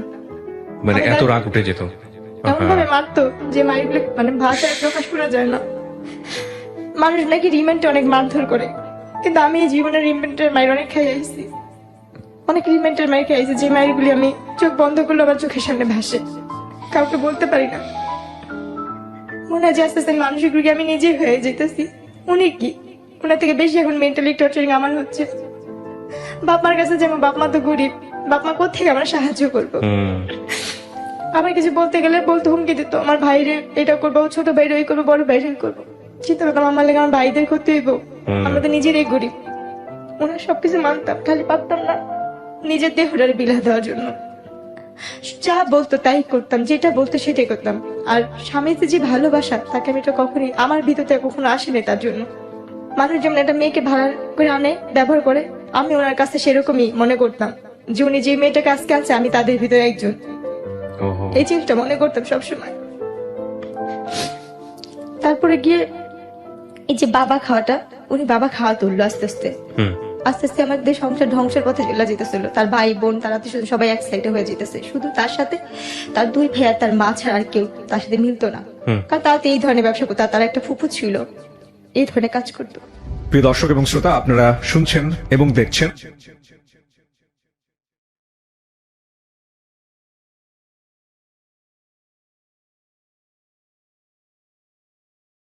আমার যতটুকু লাস্টের দিকটা মনে পড়ে, আমার উপরে তো যে অত্যাচারগুলো গেছে তো গেছি, আমাকে গ্রামে নিয়ে, আমি বলছি এরপর তো পুলিশ কেস হয়েছিল বংশাল থানার ভিতরে ওর নামে? ওর নামে। আচ্ছা। তবে যে বাসায় থাকতাম সে বাসা আমাকে একবার অনেক মারতেছিল। ওই দিন মনে হয় আমাকে ছাদ থেকে ফালা দেওয়ার কোনো প্ল্যান করছিল। আচ্ছা। যে বিল্ডিং এ থাকতাম 7 তলায়, আচ্ছা। তখন পুরান ঢাকায় থাকি। তো ওইখানটা আমার যেটা মনে পড়ে, আমার অনেক মারতেছিল, এত মারতেছিল যে মানে ভাষা মারতে মারতে টাইনা টাইনা আমার ছাদের কর্নারে নেওয়ার চেষ্টা করতেছিল। হ্যাঁ, হ্যাঁ, হ্যাঁ। আমি কোনোভাবে যাবো না, আমি দরজার সিট ইয়াটা ধরে রাখছি। আমি বলছি, আপনি আমাকে একটা বারের জন্য মাফ করেন, আপনি যা বলবেন আমি তাই করব, আপনি যেইটা বলবেন আমি সব ধরনের কিছু করবো। আমি কাজের মেয়ে হয়ে থাকবো শুধু আমার বাচ্চাগুলোর জন্য, শুধু আমার সন্তানগুলোর জন্য আমি এই লোকটার সাথে থাকতে যেতাম। কারণ আমার নিজের প্রতি, নিজের দেহের প্রতি কোনো লোভ ছিল না। এই দুনিয়ার কোনো কিছুর প্রতি আমার লোভ নেই। আমার শুধু একটাই শখ ছিল, আমি একটা ঘরের বউ হবো, একটা যৌথ পরিবারের বউ থাকবো, একটা সংসারী মেয়ে থাকবো। আমার একটা ঘর দরকার ছিল, স্বামী যেমনই হোক। আমি সেটা পাইনি। এরপর ওদিন মারার পরে না শুধু ওই বিল্ডিং এর মানুষজন আমাকে ধরে, তারপর আমি না পারি ওদিন কোনার প্রতি আমার ক্ষিপ্ত একটা ঘৃণা চলে আসছিল যে আমি ওনার অত্যাচার আর সহ্য করবো না। আমি ওনার প্রতি নিজে যে মামলা করবো, কেস করবো। আমি আমার বাচ্চাটাকে দুইটারে কোলে নিয়ে আমি নাইমা চলে আসছি, পলাই চলে আসতে ধরতে গেলে যে আমি বংশাল থানায় যাই। এখন ওনারা আমার মায়ের চিনুক দিয়ে মাথা ফাটা ছিল, শরীরের এখানে সেখানে মায়ের চিনুক দেখা ওনারা সাথে সাথে আমাকে ইয়ে করতে কেস নিয়ে নিচ্ছে। মানে আপনি মামলা করলেন কত সালে? ওইটা 10-এর দিকে, 2010-এর দিকে। তারপর ওনারা নেওয়ার পরে নারী নির্যাতন মামলা। হ্যাঁ, তারপর করার পরে ও মা পুলিশ বাসায় আসলো, ওরকে বাসায় পেলো না, ওর ভাই ফোন দিল, ওর মা ফোন দিল, পুলিশ বললো আচ্ছা ঠিক আছে তুমি বাসায় চলে যাও। আমি ওইখানেই বসা, তারা কিন্তু আমার হাজবেন্ডের সাথে কথা বললো, আচ্ছা ঠিক আছে এটা পারিবারিক ব্যাপার, তারা ঘরোয়াভাবে ম্যানেজ করে নেবে, আপনারা যান, চলে যান। তার চাচা উকিল, অনেক বড় উকিল, তার মামারা হয়েছে অনেক বড় লোক, তার পুকুরা, তারা নিয়ে আমার বাবাকে ডাকা বললো কি আপনার মেয়ের এত বড় সাহস, আমাদের ফ্যামিলি সম্পর্কে সে জানে, সেই অনেক হুমকি টমকি দিয়ে ঠিক আছে ওকে আর ঢাকা রাখবো না, ওকে গ্রামে রাখবো, গ্রামেই থাকবে। এই বইলা কোনো কেস আমার কথা আমাকে গ্রামে নিয়ে গেল।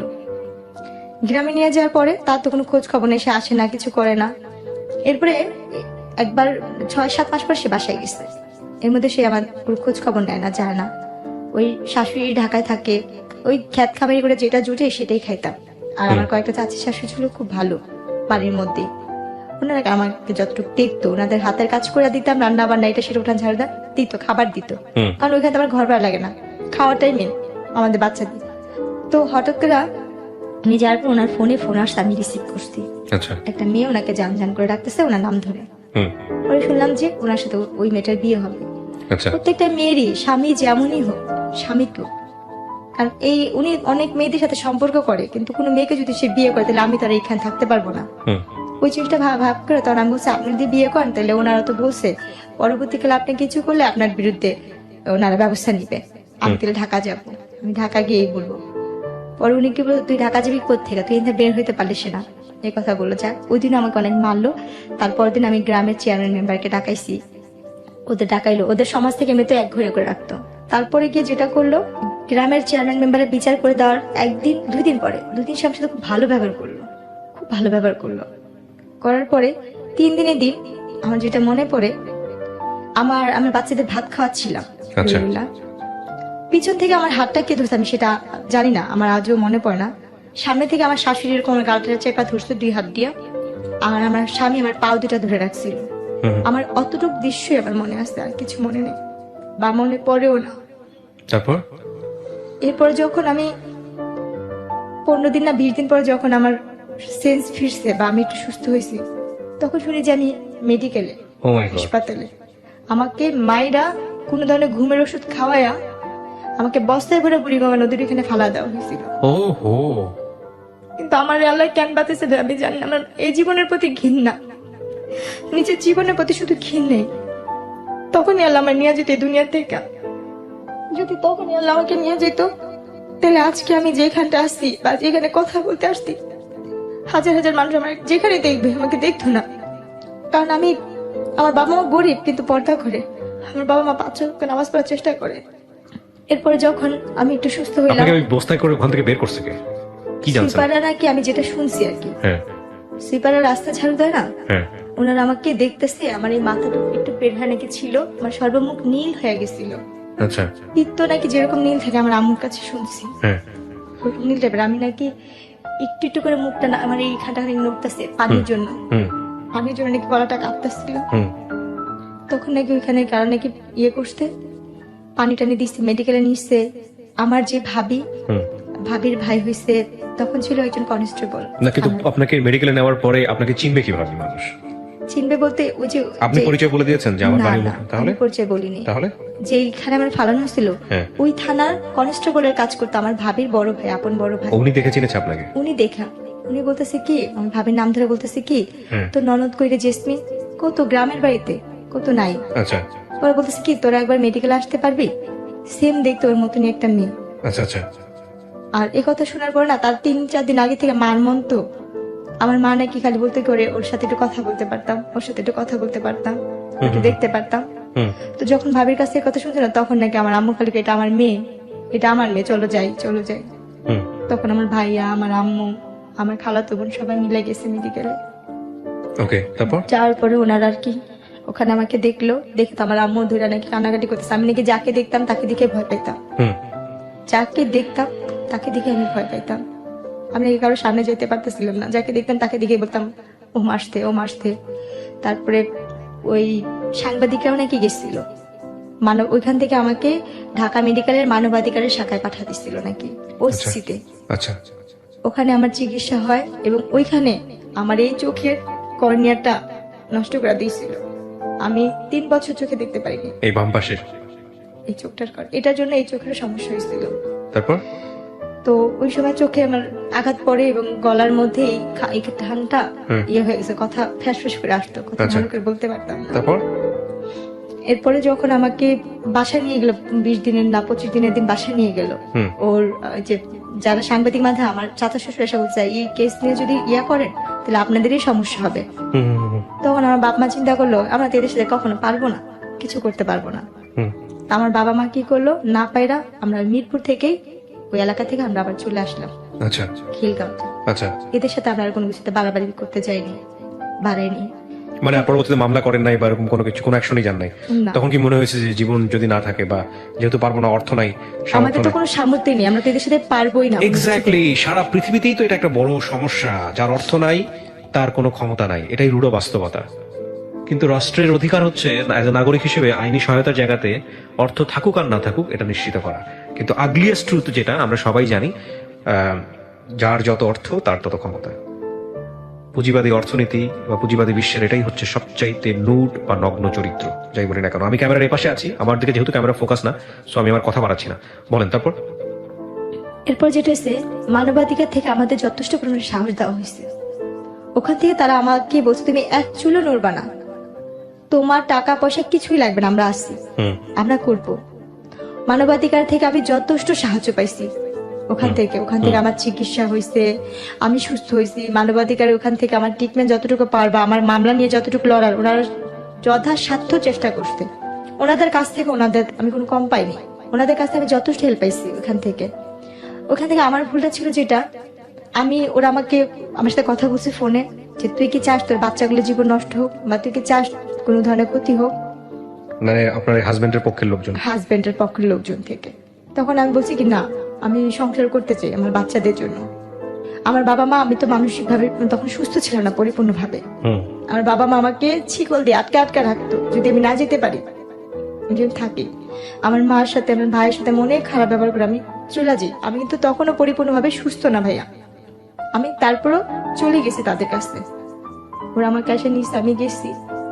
এরপর যখন গেলাম ওদের এখানে 3-4 দিন পরে, ও আমাকে বললো কি যে দেখো, আমার তো সবকিছুতেই এখন আমি বঞ্চিত, টাকা পয়সা থেকে, যে ঝামেলা কেস মামলা অনেক কিছুতে দৌড়াদৌড়ি করছি, আমার হাতে টাকা পয়সা নেই, আমি তোমাকে দিয়া, মানে ওদের যে ফ্যামিলি যে অনুষ্ঠানগুলো হইতো, যে মানুষ নিয়ে কাজ টাজ করা, মানে মূলত ওরা খারাপ কাজই করতো।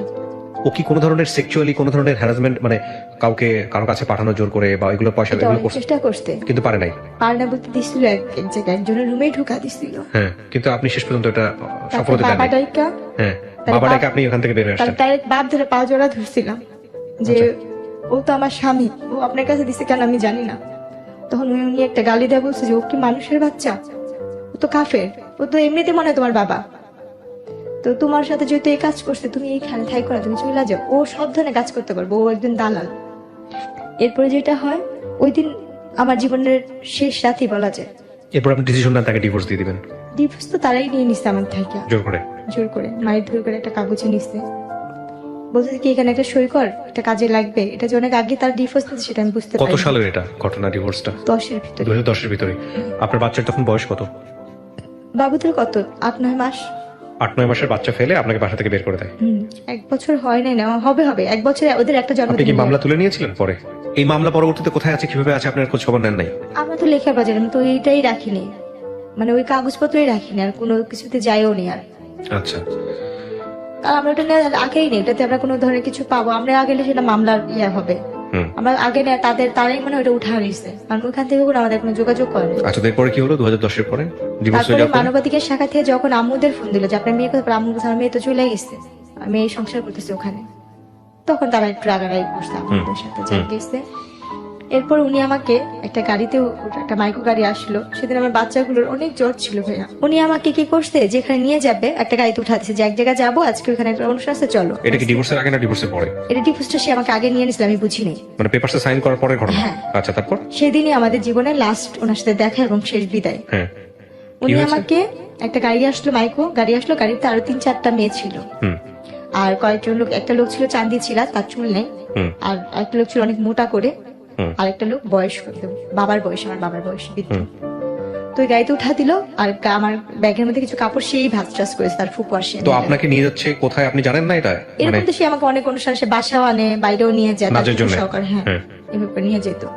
তো সেই দিনের মতন সে আমাকে নিয়ে গেছে, আর ওইটা বলছে সে একটা ঘরোয়া একটা নাটক নাকি বানাবে সে, এইটার জন্য সে নিচ্ছে, কারণ তার ফুপুরা মিডিয়াতে টুকটাক কাজ করতো, তো ওই হিসাবে না। কিন্তু আপনি তো এর আগে একটা ভয়ঙ্কর রকমের দুর্ঘটনা আপনার লাইফে ঘটেছে, এই যে মানুষের রুমে পাঠিয়ে দেয়া, এবং সেখানে আপনি এরকম একটা ঘটনা ঘটার পরে তারপরে আপনি তার কথা সাড়া দিচ্ছেন কেন?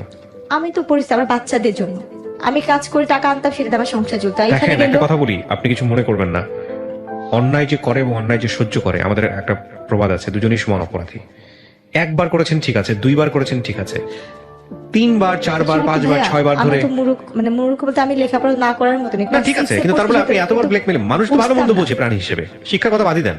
ওরকম ভাবে বুঝতাম না তাকে, মানে আপনার জামাই ধরে নিয়ে গিয়ে অন্য একটা মানুষের ঘরের মধ্যে ঢুকিয়ে দিচ্ছে জোর করে, সেখান থেকে আপনি তার হাত পায়ে ধরে বের হয়ে আসতেছেন। আর আমার প্রত্যেকটা মুহূর্তে তাহলে ওই ছিল আমি মানুষটার সংসার আপনি করবো। আপনার পেপার থেকে সাইন করে নিচ্ছে, আবার ওই মানুষটা ওটা আবার কিসের আপনাকে sign করছে? পাঠাচ্ছে। আমি তো জানতাম না যে ওটা আমার তালাক সাইন ছিল, আমি তো জানি না এটা আমার তালাকের কাগজ। কিন্তু আপনি সাইন করবেন কেন পেপারে?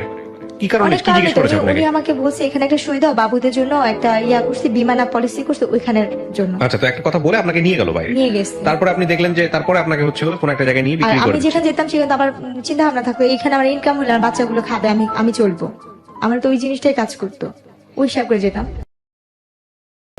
তারপর তো সেদিন আমি হলে বললাম কি যে আজকে আপনি যাবেন না এই গাড়িতে, অন্য দিন তো যান, আজকে আপনি যাবেন না? বলছে তুমি যাও, আমি ফুপুর সাথে আসতেছি, আমি ফুপু একসাথে ফুপুর গাড়িতে আসবো। হুম তো যাক গেছে, যখন গায়ে যাইতে যেতে অনেক যেখানে যেতেছে, আমি তো রাস্তাঘাট তো চিনি না, তখন আমি বলতেছি কি আর কত দূর যাবে, কোথায় অনুষ্ঠান? তখন ওই মেয়েরা বলতেছে কিসের অনুষ্ঠান হবে, কি হবে?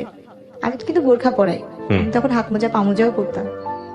তখন আমি বলতেছি কি যে এই কাজের জন্য যাচ্ছে না, একটা অভিনয় হবে, নাটক হবে, টেলিফিল্ম, এসবে হবে না? বলছে পাগল তুমি, তোমার মাথা মাথা ঠিক আছে? আমরা তো যাচ্ছি একটা যেখানে ওইখানে এরকম এরকম কাজ হয়, আমরা তো টাকার বিনিময়ে যাই, মানে 6 মাস বা 3 মাস থাকি। তাই তখন যে আমি কি পরিমাণে কান্না করতেছি গাড়ির মধ্যে বসে, আর বলতেছি জানলাম একটা বার আমাকে এই গাড়ি থেকে একটু মুক্তি দেওয়ার ব্যবস্থা করো, আমি যেন এই গাড়িটা থেকে বের হইতে পারি। এটা মনে হয় আমার জীবনের, আমার মনে হয় আমার বাচ্চারা বা আমার বাবা মা আর কেউ দেখতে পারবো না আমি কোথায় যেতেছি, কার কাছে যেতেছি। তো ওই মুহূর্তে গাড়িটা যখন ওই ইয়া পার হবে, ফেরি পার হবে, হুম ফেরি পার হওয়ার সময় ওইখান থেকে ওখানে একটা আপু ছিল, খুব ভালো ছিল। ওই আপুটা বলছে কি যখন ফেরিতে উঠবো তখন তোকে আমি একটু হেল্প করতে পারবো, বাথরুমের নাম করে তুই এখানে বেড়াইতে পারবি, হুম যেহেতু তুই এখানে মেয়ে না। তারপর এরপর যখন বাথরুমের নাম করে এখান থেকে বের হইলাম, আমি বলে ওইখানে একটা রুম, মানে উপরে যে ইয়া থাকে যে বাথরুমের সেটে, ওদিকে একটা লোকের বললাম কি আমার ওই গাড়িটা তুলে নিয়ে যেতেছে, আমার একে একটু বাঁচাবেন। কয়জন লোক জমাট হইলো, বলছে কোন গাড়িটা? আমি কিছু বলবো না, কারণ আমি ভয় পাইছি এদের কাছে বলে, এদের তো আমি চিনি, এরকম যদি আমার দুর্বলতার সুযোগটা কাজে লাগায়। আর আপুটা বলছে কাউকে বলবি না, তুই এখান থেকে পালাইতেছিস, তুই কাউকে বুঝতে দিবি না, তাহলে এখানে যে পশুগুলি আছে সেগুলি তোর আরো টাইনা ছিঁড়া ছিঁড়া খাইবো। আপনারা যারা শুনতেছেন বা দেখতেছেন তারা নিশ্চয়ই বুঝতে পারতেছেন যে একটা মেয়ের ভাগ্য কতটা দুর্ভাগ্য হতে পারে। আল্লাহ মাফ করুক যদি তার অর্থনৈতিক ভাবে সে শক্তিশালী না হয়, তার পরিবার বা একটা রং হ্যান্ডে যদি পড়ে। এটা যে খুব গরিব হলেই যে এই ধরনের ঘটনা সবার ক্ষেত্রে কোনো বিষয়টা এরকম নয়, তবে এটা ঠিক যে ওর অর্থনৈতিক অবস্থা যদি ভালো থাকতো তাহলে হয়তো ওর জীবনটা আজকে এরকম হতো না। তারপর এরপরে ওইখান থেকে তখন অনেক রাত্র হয়েছে মনে হয়, তখন অনেক রাতই, ভালো মতনই রাত। তখন ওই সময় আমি লুকায় বাথরুমেতে বসে আছি, বাথরুম থেকে বের হচ্ছি না, কোনোভাবে বের হচ্ছি না। আর আমি যে লোকগুলোকে বলছি ওই লোকগুলি আমাকে খুঁজতেছে। অনেকক্ষণ পরে ভালো করে বোরখার মুখটুক আটকে অন্য সাইডে এমন ভাবে বের হলাম যে আমি কাউকে কিছু বলিনি, আমি যে কোনো গাড়ি থেকে পলাইছি বা কিছু কাউকে কিছু বুঝতে দিইনি। এরপর যখন ফেরিটা ঘাটে ফিরলো, ওরা তো খুঁজতেছে খুঁজতেছে, কোনোভাবে পাচ্ছে না। আমি গাড়িটাকেও দেখতেছি লুকা লুকা এক সাইডের থেকে ভিতরে। ওখান থেকে দেখি কি গাড়ি থেকে 3-4 জন বের হয়েছে, চান্দ মাথা যে লোকগুলো বের হচ্ছে। আমি তাড়াতাড়ি করে জোরে জোরে হাইটা আগা ফেরির মধ্যে যে খাবারের দোকানগুলো থাকে না, যে খাবার খায় হোটেল টোটেল, ওইখানের ভিতরে ঢুকছি বুঝে বুঝে। ওইখানে ঢুকে আমি এক সাইডে গিয়ে এক পাশে যে দাঁড়া, মানে এমন ভাবে ইয়ে করতে যে আমি দোকান থেকে কিছু কিনতেছি, যাতে আমাকে কেউ না দেখে বা না ইয়ে করে। কারণ আমি তখন বুঝি যে আমার যে করেই হোক আমার এই জায়গায় বাঁচতে হবে, এবং আমি এইখান থেকে বাঁচার পরে ওই স্বামী নামে যে পশুটা ছিল তার সাথে আমি আর কোনো ধরনের যোগাযোগ করবো না, তার সাথে আমি আর কোনো ধরনের সম্পর্কেই রাখবো না। আমার নসিবে যা আছে তাই হবে। কারণ আমি তো বাচ্চাদের রাখার জন্য, আমার বুকে রাখার জন্য আমি অনেক চেষ্টা করছি। আমার 2টা সন্তানকে মানে কষ্ট করে পালছি। আজকে আমার সেই বাচ্চাদের আমি চোখেও দেখি না, জানিও না কোথায় আছে, কিভাবে আছে, কিছুই জানি না।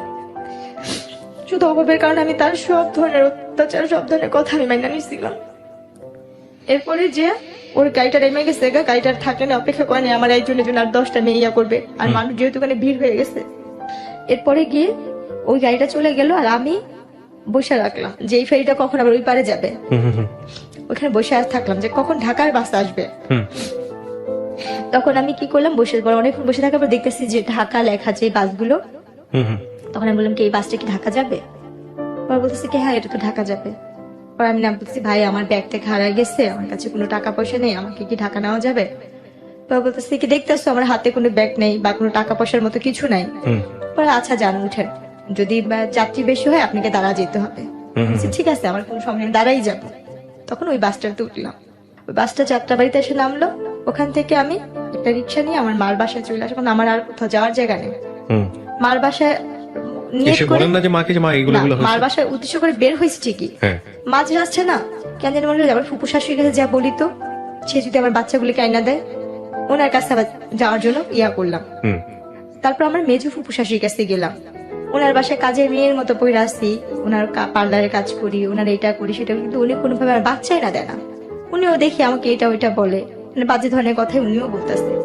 ওখানে আমি 1 মাসের মতো কাছাকাছি ছিলাম।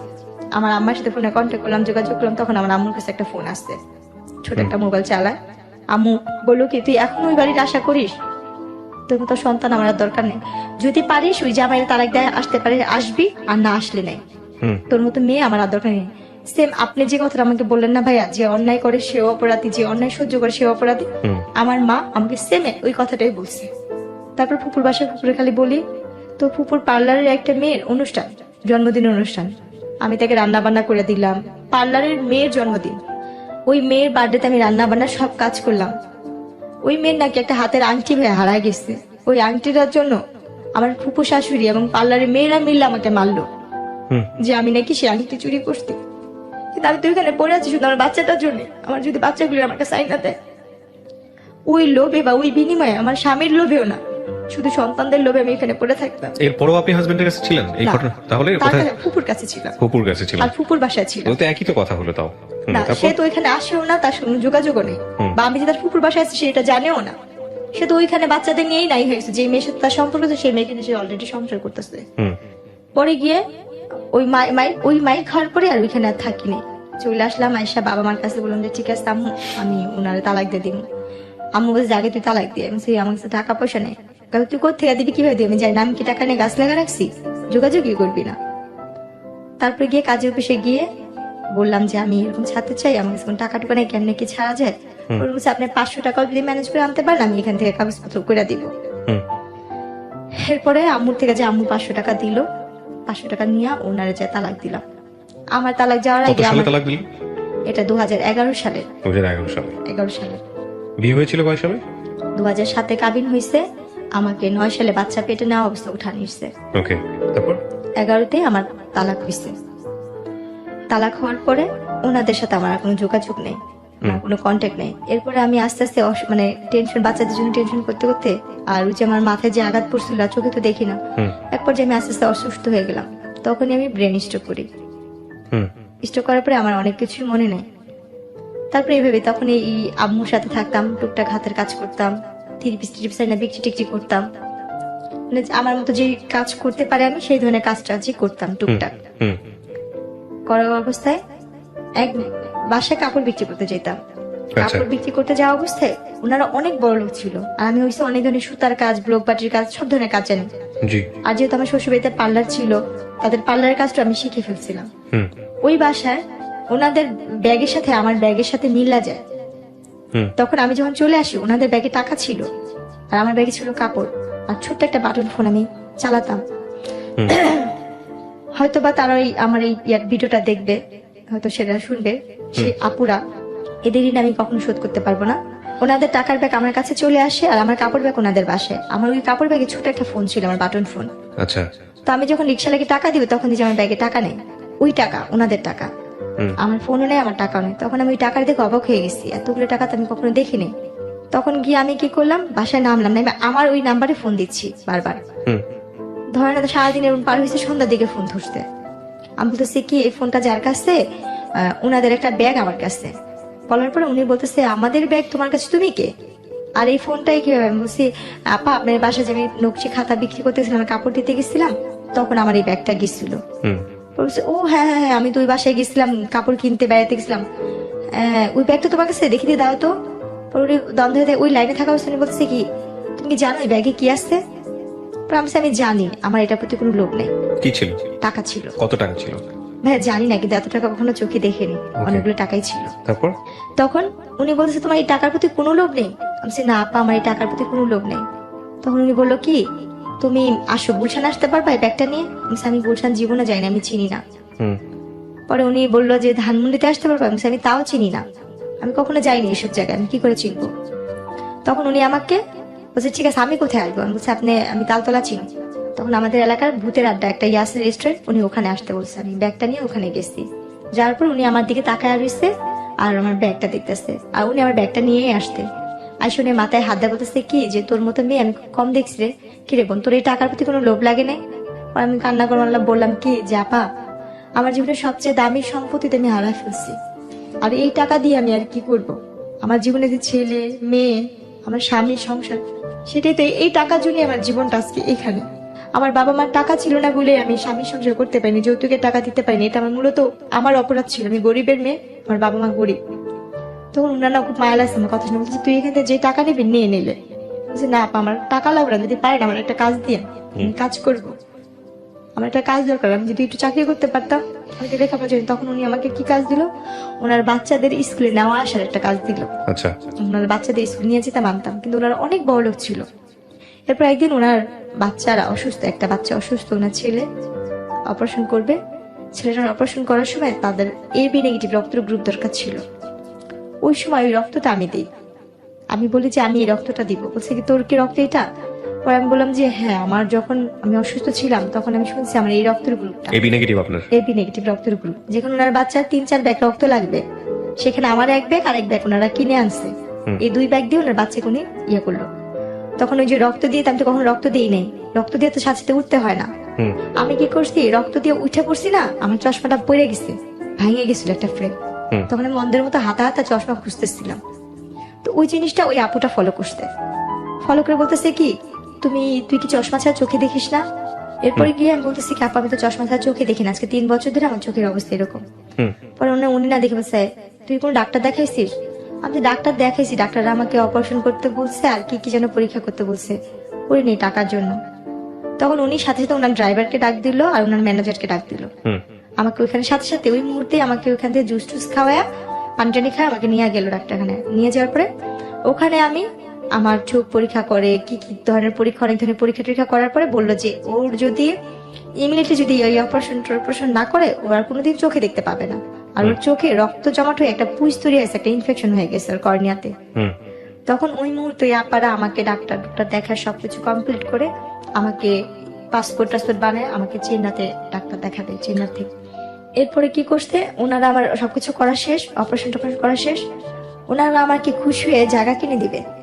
আচ্ছা, ওনারা আমাকে একটু জায়গা কিনে দিবে, যত বাড়িতে আপনি আছেন আর কি। হ্যাঁ, ওরা আপনাকে একটা জায়গা কিনে দিবে। হ্যাঁ, ওরা আমাকে একটা জায়গা দান করলো। আমার চোখের অপারেশন করা শেষ দিয়ে ওরা আমার একটা জায়গা কোথায় এটা দান করলো, এটা সেটা আমরা ইস্টার কোয়ার্টারের দিকে। আচ্ছা, কতটুকু জায়গা? 2 কাঠা। 2 কাঠা। আচ্ছা, আপনাকে একদম আপনার নামে লিখে দিয়েছে? সম্পূর্ণ আমার নামে লেখা কাগজপত্র করে দিয়েছে, দান করছে এটা ওকে ওনারা। ওকে। আমার রেজিস্ট্রেশন দান করার পরে তো ওনারা আমাকে আর খুশি আর কিছু টাকা দিছিল, আর 2 লাখ টাকার মতো ওনারা আমাকে টাকা দিছিল, এটা দিয়ে তুই কিছু করিস, পড়াশোনা কর বা কিছু কর। ওনারা দেশের বাইরে সবাই চলে গেছে, আমার সাথে আর কোনো সম্পর্ক নেই, তারা চলে যাবে। ওনারা দেশের বাইরে চলে গেছে, যাওয়ার আগে আপনাকে হ্যাঁ এটা খুশি হয়ে দিয়ে গেছে। তো আমি ওই মুহূর্তে না ভাবছি কি, যেহেতু আমি লেখাপড়া জানি না, আমার 2টা বাচ্চা আছে, আমি ওই টাকাটা দিয়ে, যেহেতু আমার বাবা মাও খুব গরিব, ভাই বিয়ে করছে, ভাইয়ের মতো থাকে, যার যেমন তো শেষে থাকে, আমি ওই টাকাটা, আমরা আবারও ফিরে যাচ্ছি আলাপন। তখন বিদেশে গেলাম, এক দালাল ধরলাম, উনি আমার থেকে 1.5 লাখ টাকা নিল। একটা মহিলা দালাল ছিল, উনি বিদেশি লোক পাঠায়। উনি আমাকে কাজে দিল কি, হাসপাতালে ক্লিনারের কাজের কথা বলে উনি আমাকে সব কাগজপত্র করতে। আমি হাসপাতালে ক্লিনার হয়ে কাজে যাই, দুবাইতে পাঠাবে। সেখানে গিয়ে আমার সাথে আরেক ঘটে, আমার নসিবটা এরকম। ওখানে যাওয়ার পরে আমি একটা ভার ডান্সারে পড়ি, ভার ক্লাবে। ওখানে যে মেন ভার ক্লাবের যে ম্যানেজার থাকে, ও আমার ভাইয়াকে আগে থেকেই চিনতো, আমার ভাইয়ের বন্ধু ছিল। আচ্ছা, আমার ভাইকে চিনতো, জানতো। উনি আমাকে এয়ারপোর্ট থেকে বলতেছে তুমি অমুকের বোন না? আমি বলছি হ্যাঁ। পরে বলতেছে যে তুমি আমাকে চিনো? আমি বলছি না, আমার কথা আমার ভালো করে মনে নেই। বলছি তোমার বিয়ে হয়েছিল, এরকম এরকম হয়েছিল? আমি বলি হ্যাঁ আমার হয়েছিল এরকম, কিন্তু এখন তো সেটা নাই। বলছি তুমি এখানে আসতো কেন? উনি আমাকে ডিটেলস পরে বলেছে আমি একটা ভার ক্লাবে আসছি। তখন আমি তার হাত পা ধরে কান্না করতেছি, ভাই আমি তো এই কাজে আসিনি, আমি তো অন্য কাজে আসছি। বলছে আল্লাহ তুমি এই কথা আগে জানতা না? বলছে না। তখন উনি কি করলো, ওইখানের একটা মেয়ে ছিল ডান্সার, ওই আপুদের 2টা আপুকে বললো যে দেখ ও কিন্তু যাই না আসে নাই, মালিকের বউ কিন্তু অনেক মারবো, ও যদি ক্লাবে না যেতে পারে বা ইয়া করে ওটা ব্যবস্থা করিস। স্টেজে উঠতে হবে, এখন আমি স্টেজে উঠবো না, আমি কানাকাটি করতেছি। আর আমি সেরকম পোশাক নিই না, আমি তো হাসপাতালের চাকরির জন্য 3 পিস নিচ্ছি আমার। আর ওখানে হয়েছে লেহেঙ্গা স্কার্ট টিস্কার্ট পরে নাচতে হয়, সেটা আমি তো নিই নি। তখন ওই মালিকের বউকে বলে কি ওরে উঠাইস না, উঠায় না, যে টাকা লাগে আমি দিব, ওকে রাখেন। তো উনি বলছে কি না আমি করে ধুতে পানি খাবো, বলছে না আমি দিব ভাই। বলার পরে বলছে ঠিক আছে। তো 2 দিন আমি ভালোই ছিলাম, কিছু করেনি। 2 দিন পর ও টাকা দেয় না, এখন আমাকে মারধর করতেছে, উঠাবে উঠাবে। ও আমার সাথে কি বড় বেমানিটা করতে। আর মানুষকে বিশ্বাস করে যে প্রতারণা করে, যেটা আমার মতো আর কেউ যেন না করে। আমি ওখানে যাই, ওই আপুগুলো আমাকে বলে যে দেখো তোমার তো এখানে আসতো, তুমি এক কাজ করো, 3 মাসের ব্যাপারে তো এখানে শুধু নাচতেই হয়, খারাপ কিছু না, তুমি শুধু ডান্স করো। এখানে ডান্স করলে তুমি তোমার একটা পারিশ্রমে যে একটা ফল এটা নিয়ে যেতে পারো, এখানে তোমার অনুমতি ছাড়া কোনো খারাপ কাজ হবে না। দুবাইতে এরকম কোনো নিয়ম নেই। কিন্তু আমি বুঝি নাই ভাইয়া, আমাকে যে আমার স্বামী যেটা বলছে আমি সেটা, উনি বলছে কি এখানে নাচলেই তুমি খারাপ হইব। আমি ওই জিনিসটা ধরেছি যে আমি তো একবার তো অনেক কিছু দেখে আসছি খারাপ জগতের, আমি তো আর কোনো কিছু করতে চাই না। বা আমি তো আমার নিজের দেহটাকে বিক্রি করা ছাড়া সবকিছুই করছি, জীবন অনেক ধরনের মোকাবেলা করে আসছি। আমি আর কিছু করতে চাই না, আমি একটু সৎভাবে বাঁচতে চাই, সেটা পরিশ্রম করে 1 টাকা হইলে আমি নিয়ে খাবো। তখন আমি না ওর হাতে পায়ে জড়া ধরলাম যে ভাইয়া আমাকে এখান থেকে পাঠা দেওয়ার ব্যবস্থা করেন না, আমার বাবা মার কাছে আমার 2 কাঠা জায়গা আছে, আমি সেটা বিক্রি করে আপনাকে টাকা দিব দরকার হয়। এই কথাটা আমি ওকে নিজে থেকেই বললাম যে আমার 2 কাঠা জায়গা আছে, আমি বিক্রি করে দরকার আপনাকে টাকা দিব। তখন ও চুপচাপ থেকে তারপর দিন আমাকে বলছে তুমি যদি এখান থেকে বাঁচতে চাও তোমাকে আমার বিয়ে করতে হবে, আমাকে যদি তুমি বিয়ে না করো তাহলে তুমি এখান থেকে বাঁচতে পারবে না। তো এইভাবে ফুসলায় ফুসলায় আপনাকে বিয়ে করে। হ্যাঁ, ও যখন এখানে বলছে আর আমি তো এখানে অসহায়ের মতন, তখন আমি না আমার মার সাথে এই কথাগুলো কথা বলতে, আমার তো ফোন নাই, ওরে বললাম যে আমার মার সাথে একবার কথা বলতে দেন না, কেউ আমার মার সাথে যোগাযোগ করতে দিল না। আমি একটা জিনিস সংক্ষিপ্ত করে ফেলতেছি এখন, কারণ আমি জানি আপনার এই গল্পটা কোন দিকে যাবে। আমি খুব শর্ট করে নিয়ে আসি, যাতে আমাদের দর্শকরা যারা এতক্ষণ ধরে দেখছেন বা শুনছেন তাদের একটু প্রেসাইজ করতে সুবিধা হবে। এই লোকটাকে আপনি বিয়ে করেছেন, শুধু বিয়ে না, আপনি বিয়ে করার পরে দেশে চলে এসেছেন এবং এই লোকটার ঔরসজাত একটা বাচ্চা এখন আপনার আছে, যে বাচ্চার বয়স কত? বাবুটার ফেব্রুয়ারি 14 তারিখে আসলে 2 বছর হবে। আপনি এই লোকটাকে বিয়ে করে দেশে আসছেন, সে কি আর দেশে আসছিল? ওনাকে যখন আমি দুবাইতে বিয়ে করি, উনি দুবাই নিয়ে আমি বিয়ে করার পরে আমাকে বাংলাদেশে পাঠাতে, এবং আমি বাংলাদেশে চলে আসার পরে আমার বাবা মা বলছিল যে এই লোকটা ভালো হবে না, খারাপ হবে। তখন আমার বাবা মা অন্য জায়গায় বিয়ে ঠিক করে, অন্য জায়গায় যেখানে বিয়ে ঠিক করে সেই ছেলেটা আনম্যারিডই ছিল। আমার প্রথম বিয়ে এবং আমার তখন কি আপনি কনসিভ আপনি জানতেন যে আপনি কনসিভ করেছেন? তখন আপনি জানেন ছিল না, তখন আমার কোনো বাচ্চা পেটে ছিল তারপরে না। বাংলাদেশে এসেছে, হ্যাঁ, আপনার বাবা মার সঙ্গে মিট বিদেশ করেছে? স্বামী স্ত্রীর কোনো সম্পর্ক নেই, যে শুধু বিয়ে করছে ওই পর্যন্ত। কি ওই তো বললাম বাংলাদেশে এসেছে, আপনার সঙ্গে কিছুদিনের জন্য ছিল, সংসার করেছে। না, উনি আমাকে একা পাঠা দিছিল। তো তাহলে বিষয়টা কি দাঁড়ালো? মানে ও আসছে কিছুদিনের জন্য ছিল? হ্যাঁ, উনি কিছুদিন আসতে এসে আমাকে এখানে ধর্মের কাগজে কলমে বিয়ে করলো। ওর ফ্যামিলির সাথে কি আপনার যোগাযোগ হয়েছে? হ্যাঁ, ওর বাবা ফ্যামিলির সাথে যোগাযোগ আছে? ওর বাবা মা সবাই আমাকে নিয়েছিল, এবং ওর বাবা মার আগের বিয়ের কথা জানে না, পরবর্তীতে জেনেছে। পরবর্তীকাল তারা নাকি শোনা শুনছে, কিন্তু এটা আমার হাজবেন্ড কখনো ফেস করে নাই। এটা সম্পূর্ণ সে গোপন আপনার এখন রাখছে। বাচ্চা আছে, আপনার হাজবেন্ডের সাথে আপনার যোগাযোগ আছে? উনি আমার বাচ্চাকে 3 মাসে পেটে রেখে বাইরে চলে গেছে। আমার দেখেও নাই কখন? না, আজ পর্যন্ত দেখেন না। আমার গয়নাগাটি লাস্ট পর্যন্ত যে যোগাযোগ হয়েছে আপনার সঙ্গে, তখন কি বলে আপনার হাজবেন্ড? লাস্ট কবে যোগাযোগ হয়েছে? আমার বাবু যখন 3 মাসে পেটে রেখে গেছে, বাবুটা যেদিন ডেলিভারি হবে তার একদিন আগে আমার ম্যারেজ ডে, 13 তারিখে আমার ম্যারেজ ডে দিন উনি 7 তারিখে ফোন দিয়েছিল। কথা হচ্ছে যেদিন আমার ছেলেটা হয়েছে ঠিক সেই দিনই। তার মানে আপনাদের ডিভোর্স হয়নি এখন পর্যন্ত? তাহলে এই ভদ্রলোক সম্পর্কে আমি ইন্টেল কোনো কিছু আনতে চাচ্ছি না, যেহেতু আপনি এখনো তার ওয়াইফ। তো এই গল্পটা আপনি এখন বললেন, আপনার কি ভরণ পোষণ সে দেয়? সে আমাকে কোনো ধরনের টাকা পয়সাও দিচ্ছে না, এবং আমার বাচ্চার কোনো দায়িত্ব নিচ্ছে না। আপনি কোনো মামলা করেছেন তার এগেইনস্টে? না, আমি তার সাথে সংসার করতে চাই, তার সাথে আমি সংসার করতে চাইছি বিধে কোনো কিছু করিনি। কিন্তু তাকে আমি অনেক ধরনের হাতে পায়ে ধরে রিকোয়েস্ট করতেছি, ফোন দিচ্ছি। উনি ডাইরেক্ট বলে কি তুই কি তোর বাপের কাছে ফোন দিস, আমি তোর বাপ লাগি। উনি আপনাকে চায় না, বলে দিয়েছে চায় না, ডিভোর্স দিবে না? ডিভোর্সও দিবে না। আচ্ছা, তাইলে আপনি এখন কি অবস্থায় আছেন, কি করেন আপনি? আমার এই ছেলেটাকে আমি 3 মাসে পেটে নিয়ে মানুষের বাসা, আমার বাবা মা আমাকে মাইনা নেন, আমি তো একা বিয়ে করছি, এই জন্য মেনে নেয় না। তো আপনি এখন মানুষের বাসায় কাজ করেন, 3 মাসে পেটে নিয়ে আমার বাচ্চাটাকে নিয়ে মানুষের বাসায় থাকেন? আচ্ছা, আমি যে কাজ করি কেউ আমাকে কাজেও রাখতে চায় না, আমার চেহারা আমি মুখ ঢেকে কাজ করি। এক্স্যাক্টলি, আপনি মুখ ঢেকে কাজ করেন। এবং আপনাকে আমি বলেছিলাম যখন আমি ভিডিওটা করি শুরুতে, যে 1 বছর ধরে আমি আপনাকে ঘুরিয়েছি এই গল্পটা প্রচার করার আগে। প্রত্যেকটা অক্তের নামাজে আমি শুধু একটা কথাই বলি যে আল্লাহ যেন আমার আর আমার ছেলে, আল্লাহ তো সবকিছু দিতে পারে, আল্লাহর কাছে আপনি ভালো জিনিস চাবেন, আপনি কেন খারাপ জিনিস চান? ভাই, ভালো জিনিস তো অনেক চাইছি। ধৈর্য ধারণ করেন, আপনার লাইফটা একটা এক্সাম। আপনি আমাকে বলেন, আপনার তো 2 কাঠা জমি আছে, আপনি চাইলে ওটা বিক্রি করে দিয়ে তো একটা কিছু করতে পারতেন, কেন করেননি? ভাইয়া, ওটা এমন ভাবে যারা আমাকে দিচ্ছে আমি বিক্রি করতে পারবো না। কিভাবে দেয়া আছে? হ্যাঁ, এভাবে দেওয়া আছে।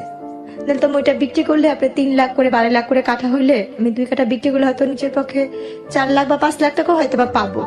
কিন্তু এটা এমন ভাবে তারা দিচ্ছে আমি বিক্রি করতে পারবো না। আচ্ছা, আমি নাম্বারটি দেওয়ার আগে আপনাকে আবারও সতর্ক করছি, এই নাম্বারটি দেওয়ার ফলে কোনো লিসনারের সঙ্গে, কোনো ভিউয়ার্সের সঙ্গে যে কোনো ধরনের ব্যক্তিগত সম্পর্কে জড়ানো, যে কোনো ধরনের নেগেটিভ কোনো কিছু তৈরি হওয়া বা কোনো ধরনের কোনো কিছু যেটা আপনার জীবনের জন্য দুর্বিষহ হতে পারে, সেটার দায় দায়িত্ব সম্পূর্ণই আপনার। এই বিষয়ে ঢাকা এফএম বা আমি আর জি কিবরিয়া কোনো ধরনের দায় নিব না। এটা জেনে শুনে আপনি নাম্বারটা দিচ্ছেন। কার সঙ্গে আপনি কথা বলবেন, কার সঙ্গে আপনি সম্পর্কে জড়াবেন, কার সঙ্গে আপনার কি হবে না হবে, সমস্ত কিছু আপনার। এখানে আমাদের কোনো দায় নেই। আপনি কি বুঝতে পেরেছেন আমার কথাটা? হ্যাঁ, সেটা বুঝতে পারছি। জেনে শুনে আপনি দিচ্ছেন। আপনার যদি ভালো হয় সেটাও আপনার, যদি মন্দ হয় সেটাও আপনার। ঠিক আমি আছে? এখানে সবার কাছে শুধু একটা কথাই বলবো, আমার জীবনে প্রথম যেটা হয়েছে আমার বাবা আমার ভুলের কারণে, অভাবের কারণে আমার বাবা আমাকে বিয়ে দিচ্ছে। Right. এটা হয়েছে আমার তরফ থেকে কথা। আমার মতো জেসমিন যারা সবার ঘরে জন্ম হয়েছে, যারা গরিব ফ্যামিলি, বিশেষ করে এদের বাবা মা যদি রিক্সাও চালায় ভাত খাওয়া সন্তানকে যেন অল্প বয়সে বিয়ে না দেয়, এটা থাকবে।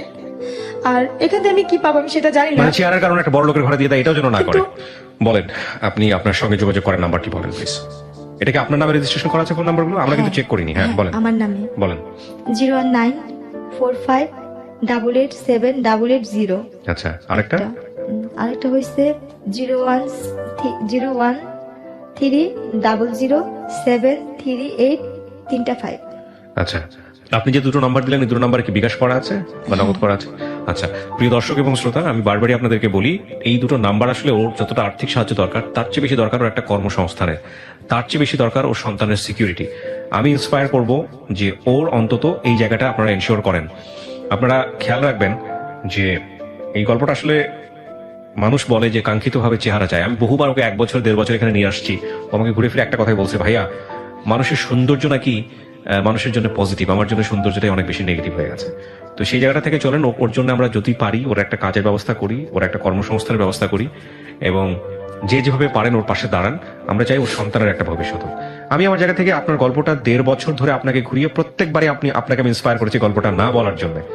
আমি কি ঠিক বলেছি? হ্যাঁ, আপনি আমাকে অনেকবার না ফিরাই বলছেন। দিছি।